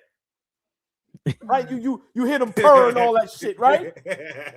Karl, we sorry. Get the fuck out of here. Get them two niggas out of here. Get the two niggas out of here. Get them two niggas out of here, man. Come on, man.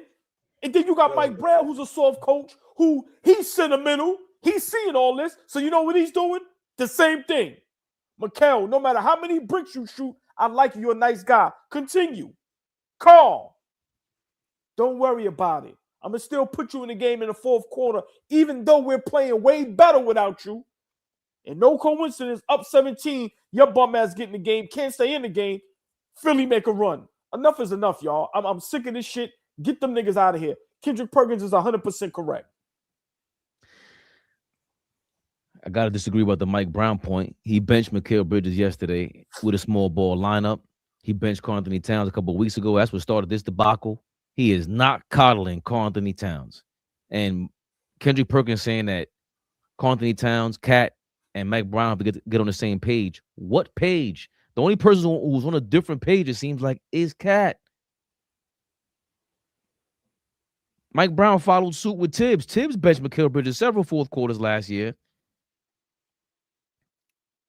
Mike Brown said he wants a read and react style offense. Flea, maybe call me crazy, but when you get the ball, though, on offense, who got the most touches in the half court on the Knicks, we've already been through this. He gets more than Brunson. Brunson's like fourth That's now. Numbers, right? You went to the numbers on that, right? I had to go to the actual numbers. The Right. numbers say that he gets the most touches, right? Go ahead, Fabian. The numbers echo the eye test. So I don't think Mike Brown and Cat have to get on the same page. Cat just has to command the room. Bro, you're in the NBA. You're an NBA player. You're an all-star. And Channing Frye saying, when's the last time we seen Cat dap up Brunson? AllBall's been saying this for close to a year, and it's been close to a year since the last time I heard Cat refer to Brunson as captain. That's the captain. Cat. That's Cap. That's Cat. Cap. What happened to that? There's a lack. Come on, there's a lack of camaraderie. There's a lack of an effort for camaraderie. The only thing I could think of is that there were trade rumors happening even when they won the NBA Cup.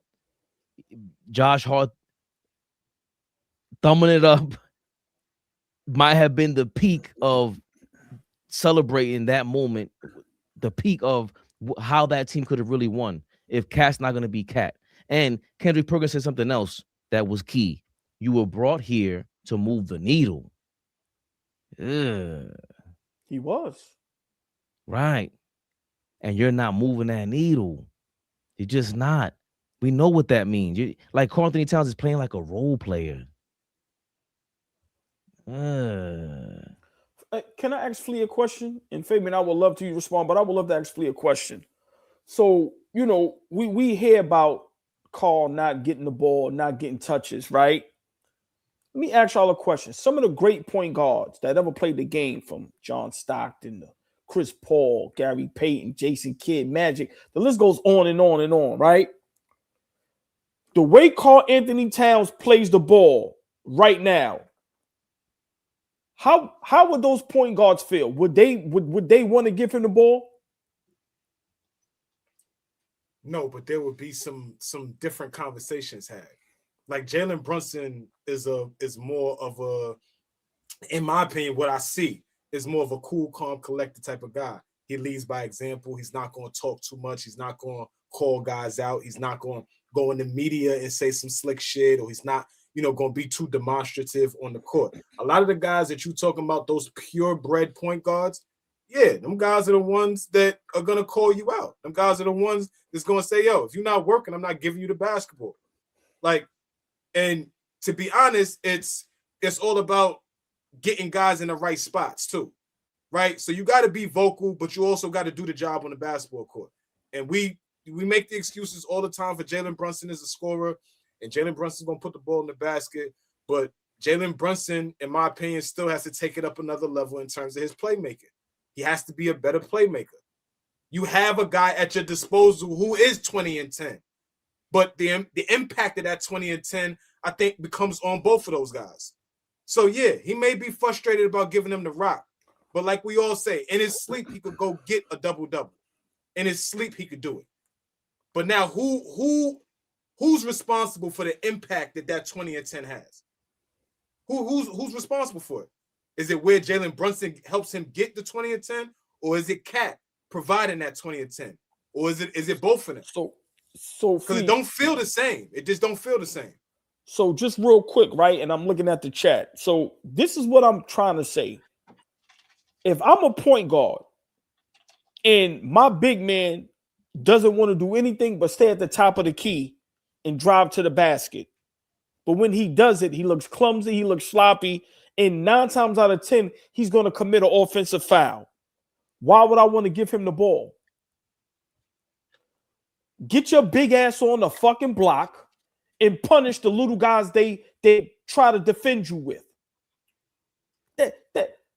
How many big men average 20 and 10 and it doesn't impact winning the basketball game? When the last time Karl Anthony Towns impacted a good basketball game? I'll wait, and not against a bum team. That was the big issue with yesterday's game. That's the little sneaky elephant in the room that we're not talking about. Come on, man. Cat was on the court, and when he was on the court, he played well, except for the fouling. Again, some of it was blatant. I thought he played well yesterday. Yeah, but he still was fouling. Some of it was just like the referees giving Embiid a superstar call. But the fact that we closed out without him again, it's not the first time. This time he got himself benched, and we closed this out with a small ball lineup. That's glaring. It's glaring. And I'm starting to believe the reason why those two aren't getting along, or on the court, let's say, because I think it's starting to spill over off the court. I think they're two nice guys, Brunson and Cat. It's nothing personal. It's, yo, man, I'm really trying my best right now. I think that's how Brunson feels. Should he be a better playmaker, Flea? Hell yeah, because we know he lacks in that department. But Karl Anthony Towns is a natural playmaker, and he's not doing that for them, for that tandem. How aren't they? Like, we really don't consider them. If there was a top 5 duos in the league, they're not that. They're not that. I think Brunson's keeping up his end of the bargain. So it's tough. It's tough. And even if you had Jason Kidd out there to answer your question, AllBall, he's going to get a lot more easier looks and great touches, but he might be too dependent on that. At some point, it will be a half-court offense, whether it's the playoffs, whether you have a playoff atmosphere like you did yesterday in Philly. Those things are going to take place, and those are the moments where the CP3s of the world, Jason Kidds of the world, they're going to pull you to the side in the locker room. They're not nice guys. They're not nice guys, and they make a living dishing the ball to you. You're gonna hear it from guys like that. Yo, bro, you fucking up my numbers. I should have 20 assists with you. You fucking this up. You can shoot from anywhere. You can post up from anywhere. What's the deal? It's all effort. It's all on his head. And again, it can't be about Mike Brown. Mike Brown is giving them the liberty to do what they want to do. I cannot blame Mike Brown for this. I disagree with that. Really? I disagree. Yeah, I don't. Mike Brown has us playing a completely different style of basketball. Whether it's better or not, it's just a completely different style of basketball. And your basketball players, yes, you need to adjust and all that. Your pros, but I just feel like Mike Brown is overcoaching. I think he's doing a lot of overcoaching, and not taking a look at what worked last year. What worked? Okay, you could be a different coach than Tibbs, but what worked from an offensive perspective? And then how do we take that up a notch? How do we tweak it and take it up another notch? Not dismantle the whole thing down to the ground and rebuild it. That's what we're doing. We're literally rebuilding an offense. I don't agree. I don't agree with how he approaches with this team. Again, he thinks we have shooters. Everybody's going to tell me we have shooters because of the numbers. We have niggas that can make shots. We don't have knockdown shooters. Deuce has turned himself into a really good shooter. Aside from that, nobody is a knockdown shooter. So again, just look at the personnel. Look at what you have. Play to your strengths. Stop trying to overcoach. We could talk about Cat and Brunson forever because they are the best players and they are the guys that's going to take us where we need to be. But Mike Brown is the fucking head coach, and we act like he's doing an outstanding job. I don't think he's doing an outstanding job. He was never the guy for the job. And when he gets bounced, I'm going to take another victory like and say, yeah, I told you niggas. Not him. Not him. Oh, boy, Flea does bring up a good point because people in the chat did mention it's a read and react offense, but we don't have read and react players. So you know what? Who could dribble drive? So I'm soul. Who makes a play? I'm a play the game everybody wants to play because that's how I like to play. I'm gonna play y'all game in the chat, and I'm gonna play everybody game. Let's go there. Last season, Cat, All-Star, All-NBA third team. Brunson, All-Star, All-NBA second team. This year, Cat, not an All-Star. Brunson, still an All-Star.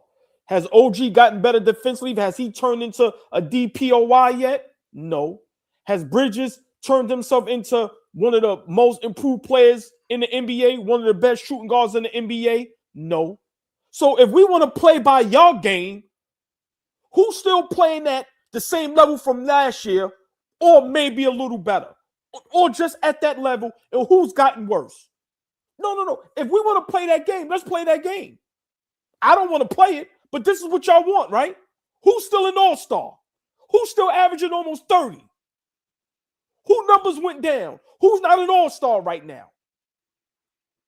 Who's made better or at least the same, and who's gotten worse? Cat's gotten worse. Mikal Bridges has gotten worse. That is a fact. Let's play the real game then. I'm tired of this shit. Listen, I don't know what y'all watching. I don't know what y'all want to see, but this shit is a mess, and there's two players that should be held accountable for it.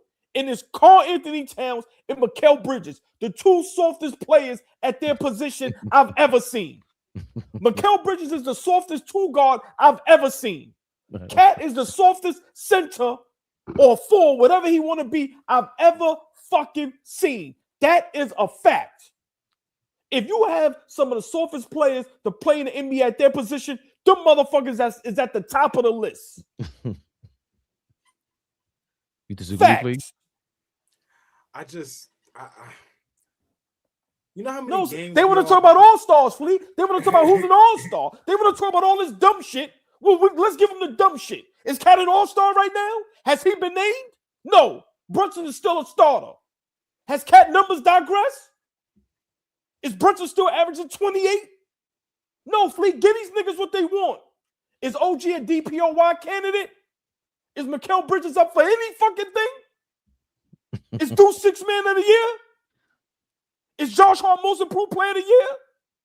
Get these niggas what they want. The fuck out of here. Come on, man. Miss me with this bullshit. Dudes got better. Dudes definitely got better. Okay, cool. I give you that. Cool. I'm not gonna argue that. We are right now 6.5 games behind the team that we beat in the first round last season. The first round of last season, last playoffs, we beat the Detroit Pistons in 6 games. Isaiah Stewart went down. Jaden Ivey wasn't there. Other than that, they really haven't done anything else but bring back the same team. Jalen Duren has gotten better. We all know Cade Cunningham is going to another level. And right now, they are making a statement as a team that whatever the fuck happened in the first round of the playoffs last year, great. Watch this. And they're making a statement. 33-11 right now, the clear-cut number 1 seed in the Eastern Conference. Making my point. So all I'm saying, that's what I'm saying, OG. All I'm saying is that we can talk about the regular season. That we shouldn't even, if you niggas don't want to watch the regular season, don't watch. But this is where you set good habits. This is where if Detroit goes on a deep playoff run, you know where the habits got set early right now. This is where they got set. So it's not going to be no surprise if they find themselves in a dogfight 7-game series in the Eastern Conference semifinals. You know why they found themselves there? Because they played well throughout the season. They set good habits. So what the fuck are we talking about with this New York Knicks team acting like we watching a team that is playing lights out, that's playing amazing basketball? Hey, we're not playing great basketball right now. Just real quick, Flea named the Detroit Pistons, and he named all the players that from last season, now this season, have gotten better. Has Cat gotten better this season? Has Mikal Bridges gotten better this season? Who's gotten better? Who? And that's the point I'm trying to make. We watch the games together. Chat, I love the chat. I really do. But let's start being honest. If we're going to, all right, if y'all saying we're going to hold JB feet to the fire, okay, cool. Let's do a list. Tell me all the Knicks players that have gotten better or has digressed from last season. And let's see who keeps it real. Let's go. Let's put the name. You can put either the same, worse, or better. And do that for the first 8. You do that for the starting 5, and you do that for Deuce, Josh Hart, and Mitchell Robinson. You put their name. Chat, I challenge y'all. Put the name of the player and put on the side of their name. Worse, better, or the same. And let's see if y'all keep it real.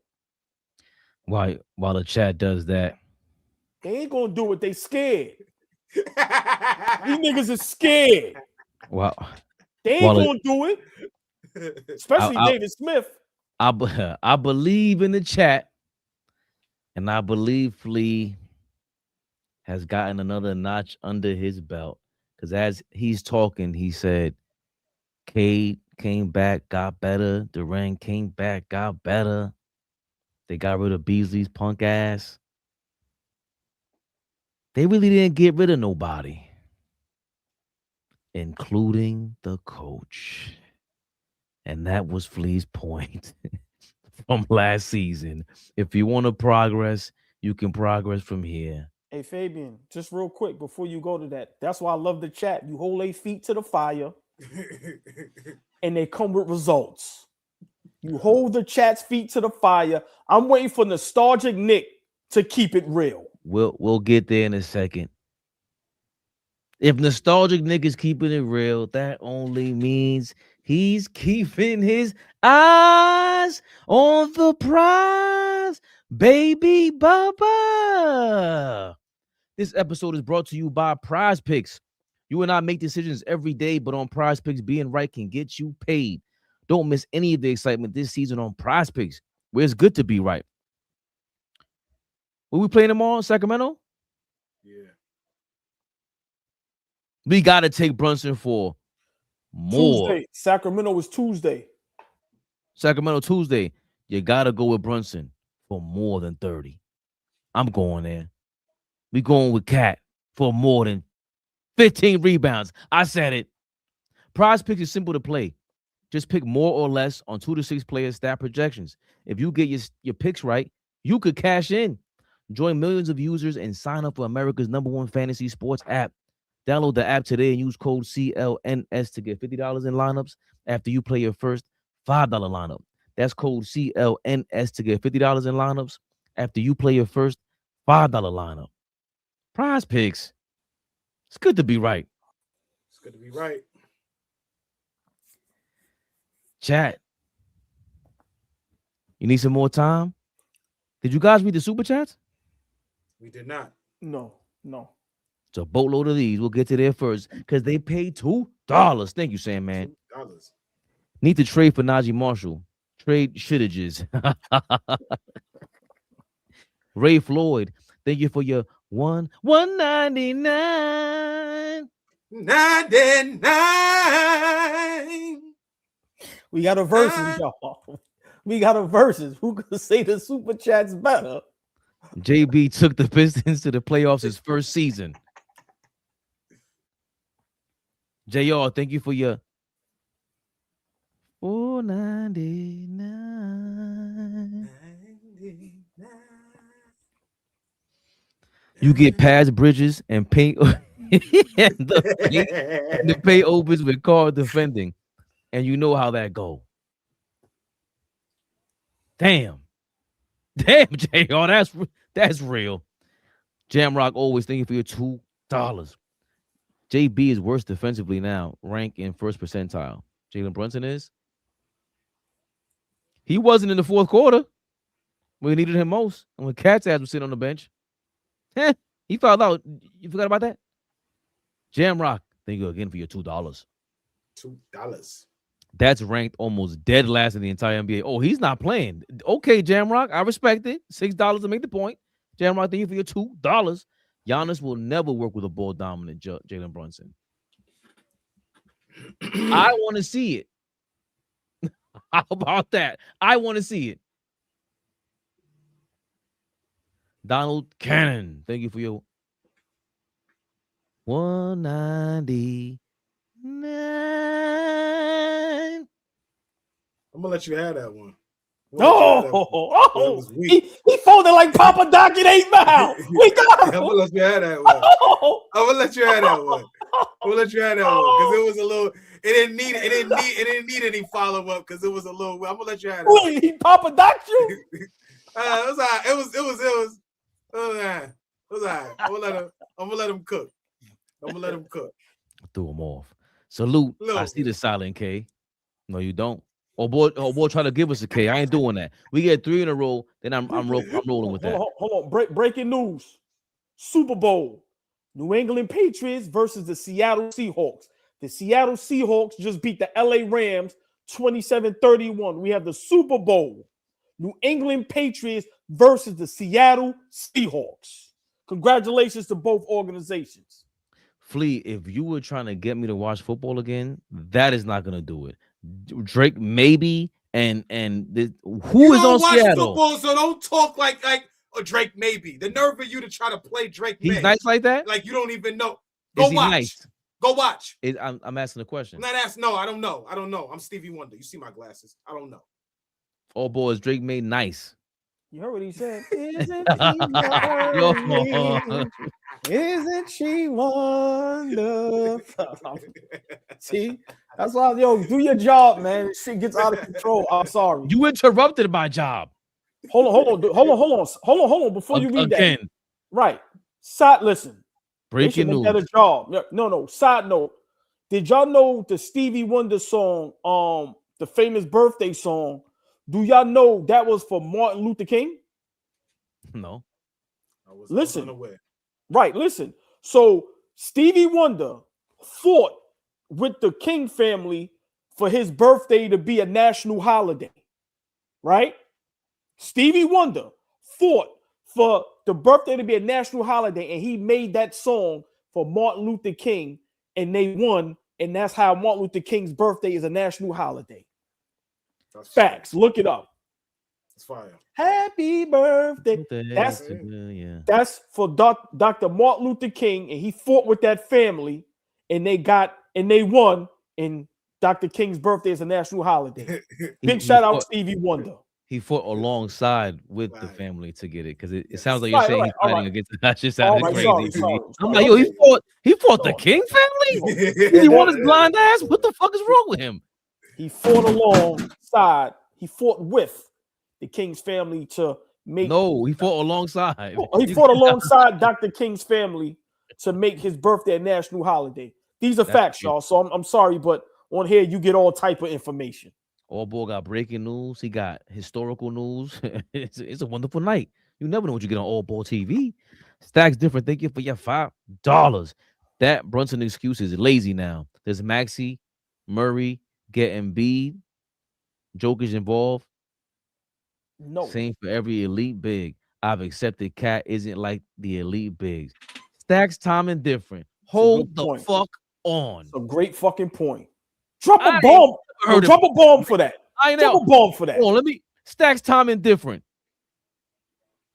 That's the flyest shit I heard on YouTube history.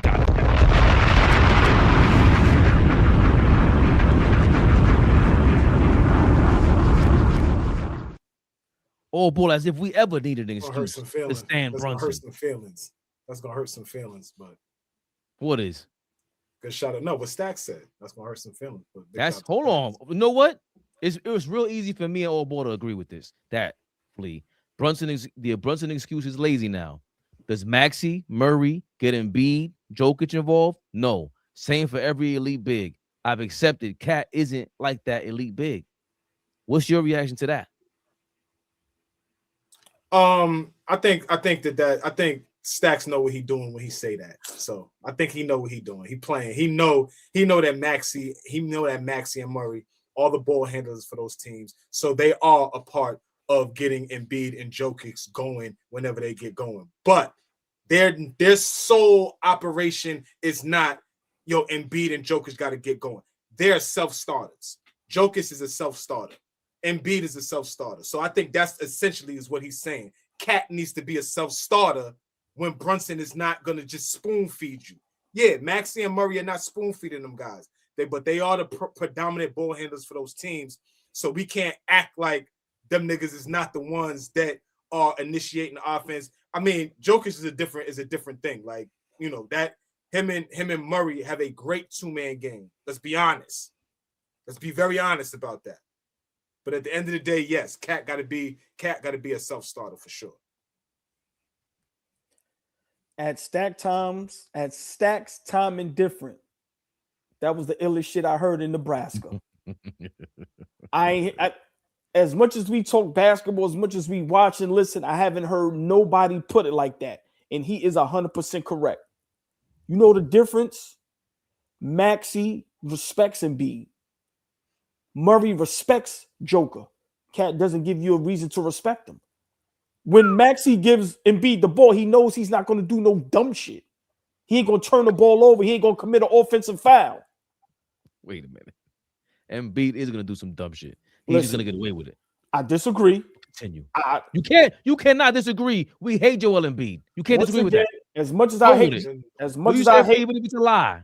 Just let me lie. Yeah. As much as I hate Joel Embiid, he gives niggas buckets. When he get the ball, if he got you on the ISO, he know how to draw a foul. He knows how to get to the bucket. I'm not arguing with nobody about that. At Stacks time indifferent, that was beautiful right there. And you are 100% correct. Now we understand, and that's the conversation we need to have eventually. Cat is an elite, and we need to be okay with that. That's the difference.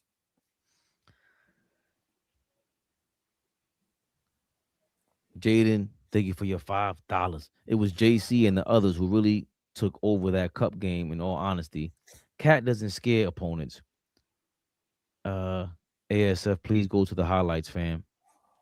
What's ASF mean? As fuck. Oh. Cat doesn't scare opponents as fuck. Please go to the highlights, fam. Oh, Breaking Tube Nation, thank you for your $1.99. $1.99.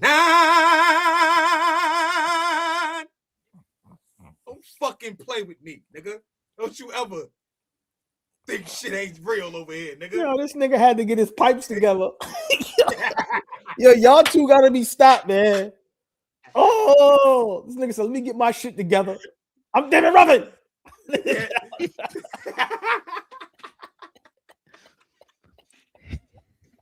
He said, this ain't shit without me. They don't come to see you niggas. Give out the super chats. Nigga said he came to see David Ruffin. Lou Bug, thank you for winning that. Thank you for winning that. You got it. You got it. Cat suffers from mental cramps, period. Gets a Yo, you know what? If you guys are gonna make comments like that, can we put up a stack on these motherfucking super chats? God damn, we can get kicked the fuck off YouTube. Like y'all go nuts. That's why it's back. All right, let me stop. Go ahead.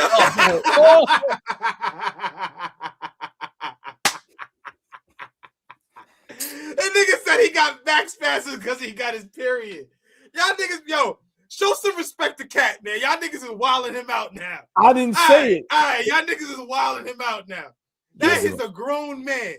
That's a grown man. Y'all wilding my son out now. You gotta give him some Mito, old boy. I'm not. Because I didn't say that. Period. Was repeat. I didn't. That was crazy. Nah, y'all wilding my son out.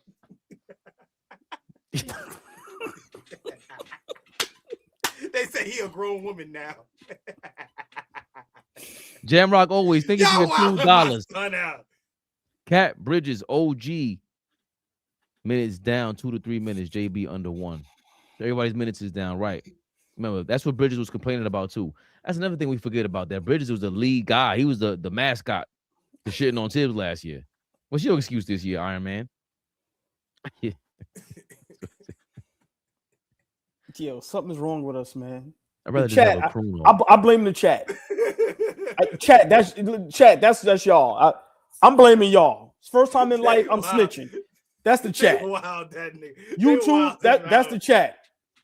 They wild him out. They said. Listen, hey Flea, when we in the YouTube investigation room with the police, the YouTube police, I'm blaming the chat. That shit is y'all. Yep. Yeah. I'm giving them y'all handles and everything. Take y'all pictures down. Listen, take y'all pictures off y'all. Take them avatars off. I'm telling on the chat. Look at what Patty M said. Showing respect to a good voice. Look at what Patty M said. What? Thank you. A good voice. She know a good voice when she heard. Patty, I appreciate the love. Thank you so much. It's been a long time coming. My whole life I've been Patty, waiting for I this know moment. you didn't want to put a name to it. I know you ain't want to hurt niggas' feelings. I understand, baby. It's all good. Flea's very sensitive. You just, it was great that you made it ambiguous and ambiguous. I appreciate that, Patty. Thank you so much.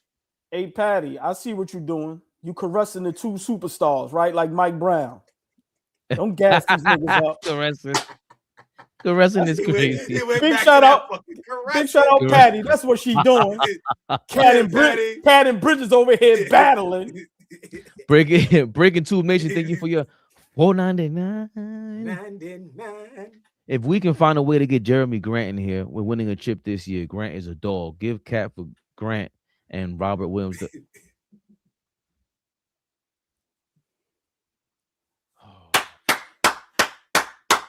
Finish reading the goddamn comment. He paid for it.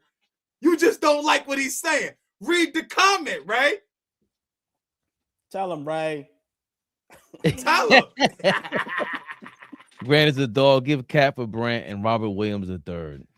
Tom Lord. Yo, there's no way you're done. Lord. You're done with Mitchell Robinson and you want Robert Williams a third in New York City. That makes no sense. I didn't say that. I look at that totally different. That's how bad niggas want Cat out of here. They're saying trade him for Jeremy Grant and Robert Williams the third. I get what you said. I got this. Me and Fabian have this thing about Robert Williams. We go back and forth about him. So that was just a sidebar thing with Robert Williams. But no, go ahead, Ray. I mean, I think we touched the Portland topic. That's important because everybody was talking about how it was so impossible to get Giannis, and it's totally possible. is Giannis faking the injury too? I think don't. so. I You think gotta so. be right. Listen, man, like, come on, we all smart. Let's be realistic. Now this is where Kendrick Perkins and what he said about Giannis, this is where that comes in play. Yo, bro, already demand a trade already, bro. It's no need to keep flip-flopping back and forth. It's no need to keep I'm hurt and then you come, bro. Demand a trade already. The cat is out the bag. It can't get worse. But Demand a trade, bro. But yeah, to answer your initial question, Giannis ain't hurt. Giannis going, man, fuck this shit.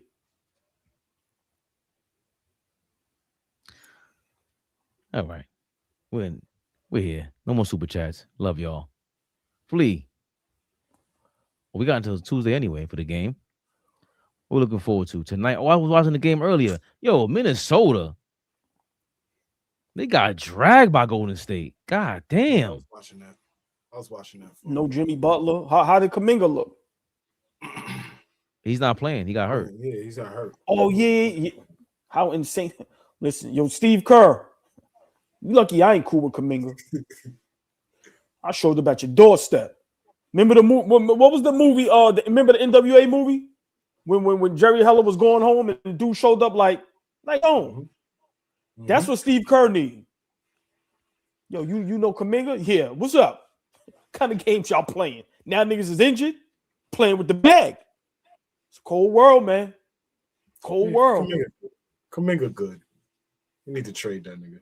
You need to trade that. He could play too. You seen how he was looking that first game, huh? He could play. I'm not a big Kuminga guy, but he could play. Yeah, I'm not a big, but I'm just saying listen, man, 6'8", wing guy. Like I've been saying it. The only difference between him and Amen Thompson is defense. But why isn't he at that level where it's like, yo, you good young guy, put him in the right system, the right coach that believes in him, gives him the confidence. Why he can't be that? He might be better than them niggas offensively. It may be, but I think that's part of the problem that he doesn't D up like Amen Thompson. Yeah, but it's only two of those. There ain't a whole bunch of those in the league, so let's not.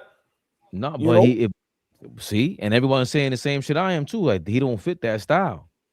He don't fit their style. Steve Kerr doesn't want to coach that shit, and he might be gone. Nobody's talking about that. That's some sneaky ass article that they put out there. And you know what? There's smoke, there's fire, and they be lying. Steve Kerr out of there, bro. Maybe I know where he going next. Where? Nah, we'll wait till it happens. Listen. Where? It's no coincidence. We say things up here on Knicks Rehab, and it actually happens. Magical. Now, I didn't see the Tom Thibodeau firing, but I know where he going next, and if Stephen Curry is smart, come right along with him. Flea, can I ask you a question? Hold on, we got 2 minutes till the 2-hour mark. Can I ask you a question? Real quick, and we don't have to elaborate too much. Do you think today's NBA players are playing too long and staying too long? What you mean too long? So meaning like, all right, you have LeBron, you have Curry, you have, James Harden, you have KD, you have Chris Paul, and, for these guys to be playing this many years, they're not really having an impact winning. They're not going to win no championships. Are they staying too long? So are these niggas in the way? Is what you asking? Are these niggas in the way? You need to get the fuck out the way? Is that what you asking? No. Hold on now. No. Real quick, now that you say that, because I wasn't really saying that, but okay, we can say that too, meaning that these guys will go to a team and still want to be treated as if they're the best players on the team. So are they staying too long, and that being a reason as well? I mean, if your body is holding up, yeah, I'm going to play. I'm going to play till I can't play no more. A lot of niggas back in the day would have played as long as they could have if they could have played longer. I promise you that. If Barkley could have lugged his ass around for forever, he would have played as long as he could. You watch Shaq try to do it, and look what happened. But that's what I'm saying. His body started breaking down. The famous clip, Fabian could probably pull it right now. It looked like the sniper shot Shaq. He was running down the court, popped his Achilles, he went down. Y'all remember that in Boston? Like these guys literally. these guys literally break down back then. These guys are not breaking down. So for me, if I could, I would play to forever. But if you're asking, are these niggas in the way? Yes, I do think they're in the way. There's a class of NBA players right now that, you know, I think need to be propped up and elevated. And the one that was here that was carrying the game and carrying the league, they're not the same players no more. So yeah, like move out the way. Please move out the way. Do you think that's the case all ball with Steph Curry? Yes, I think that's the case for all of them. I think these guys stay 2-3 years too late, unless you go to a situation where you have an opportunity to win a championship and maybe your role is lessened. Like, I don't see why teams are still building around a LeBron or a KD or Curry or Kawhi. Like, look what happened to Chris Paul. I think these guys are jeopardizing their legacies for money. I don't understand. Like I said, if you're gonna, you know, compete for a championship, then I get it. But I think these guys playing 20, 21 years trying to make this a thing, no disrespect, y'all niggas is looking crazy out there. These young dudes is running y'all, smoking y'all off the court. So for me, if it's not going to impact winning, then what's the purpose? So yeah, I think these guys are staying too long, honestly. I think Kerr out of all of them is the one that has the most like superpower left. I think KD is not a number one. And I think Steph Curry is closer to a number one in terms of scorers. And LeBron, of course, you know, I've been saying he was a third option. But he's the only one. Kawhi, James Harden, that's a shame. You know, even Joel Embiid is like due to injury. And then you got two young guns. You see they should be carrying the team. He's in the way. We saw that shit yesterday, bro. He had 28, and it's like we usually see Maxey going crazy. And he's a threat, and he's not even in rhythm in the fourth quarter. Remember what he said at the end of the game? Like, I should have taken a bounce. I should have bounced the ball and taken a shot. He's being sarcastic, but I think you're right. The era's over.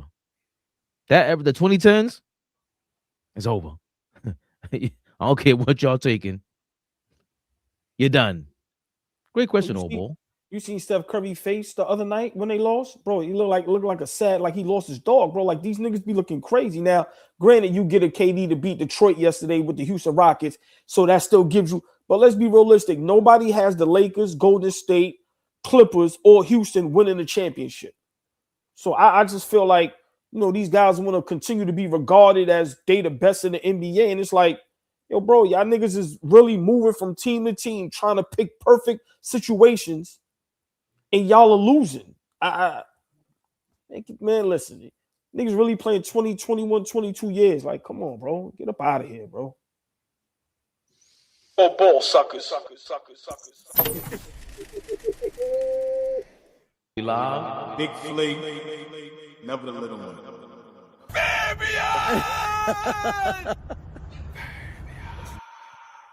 Come on, baby Bubba. I know what this is. Next rehab. Next rehab, y'all. Indeed. Tomorrow we'll be back with some more reactions. Yeah. Hopefully some more news to kick Cat back in. Why not? Whatever gets the algorithming. Nah. Kick is back until he get traded. I ain't even do it for that. Listen, we need them K's back in this Knicks rehab. Give me a K. That K I got you. K, you got you.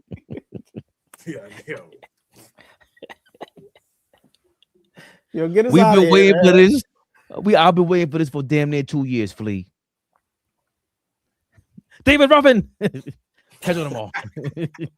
AllBall TV. They scared, but I'm not. They don't like comentario. Y suscribe.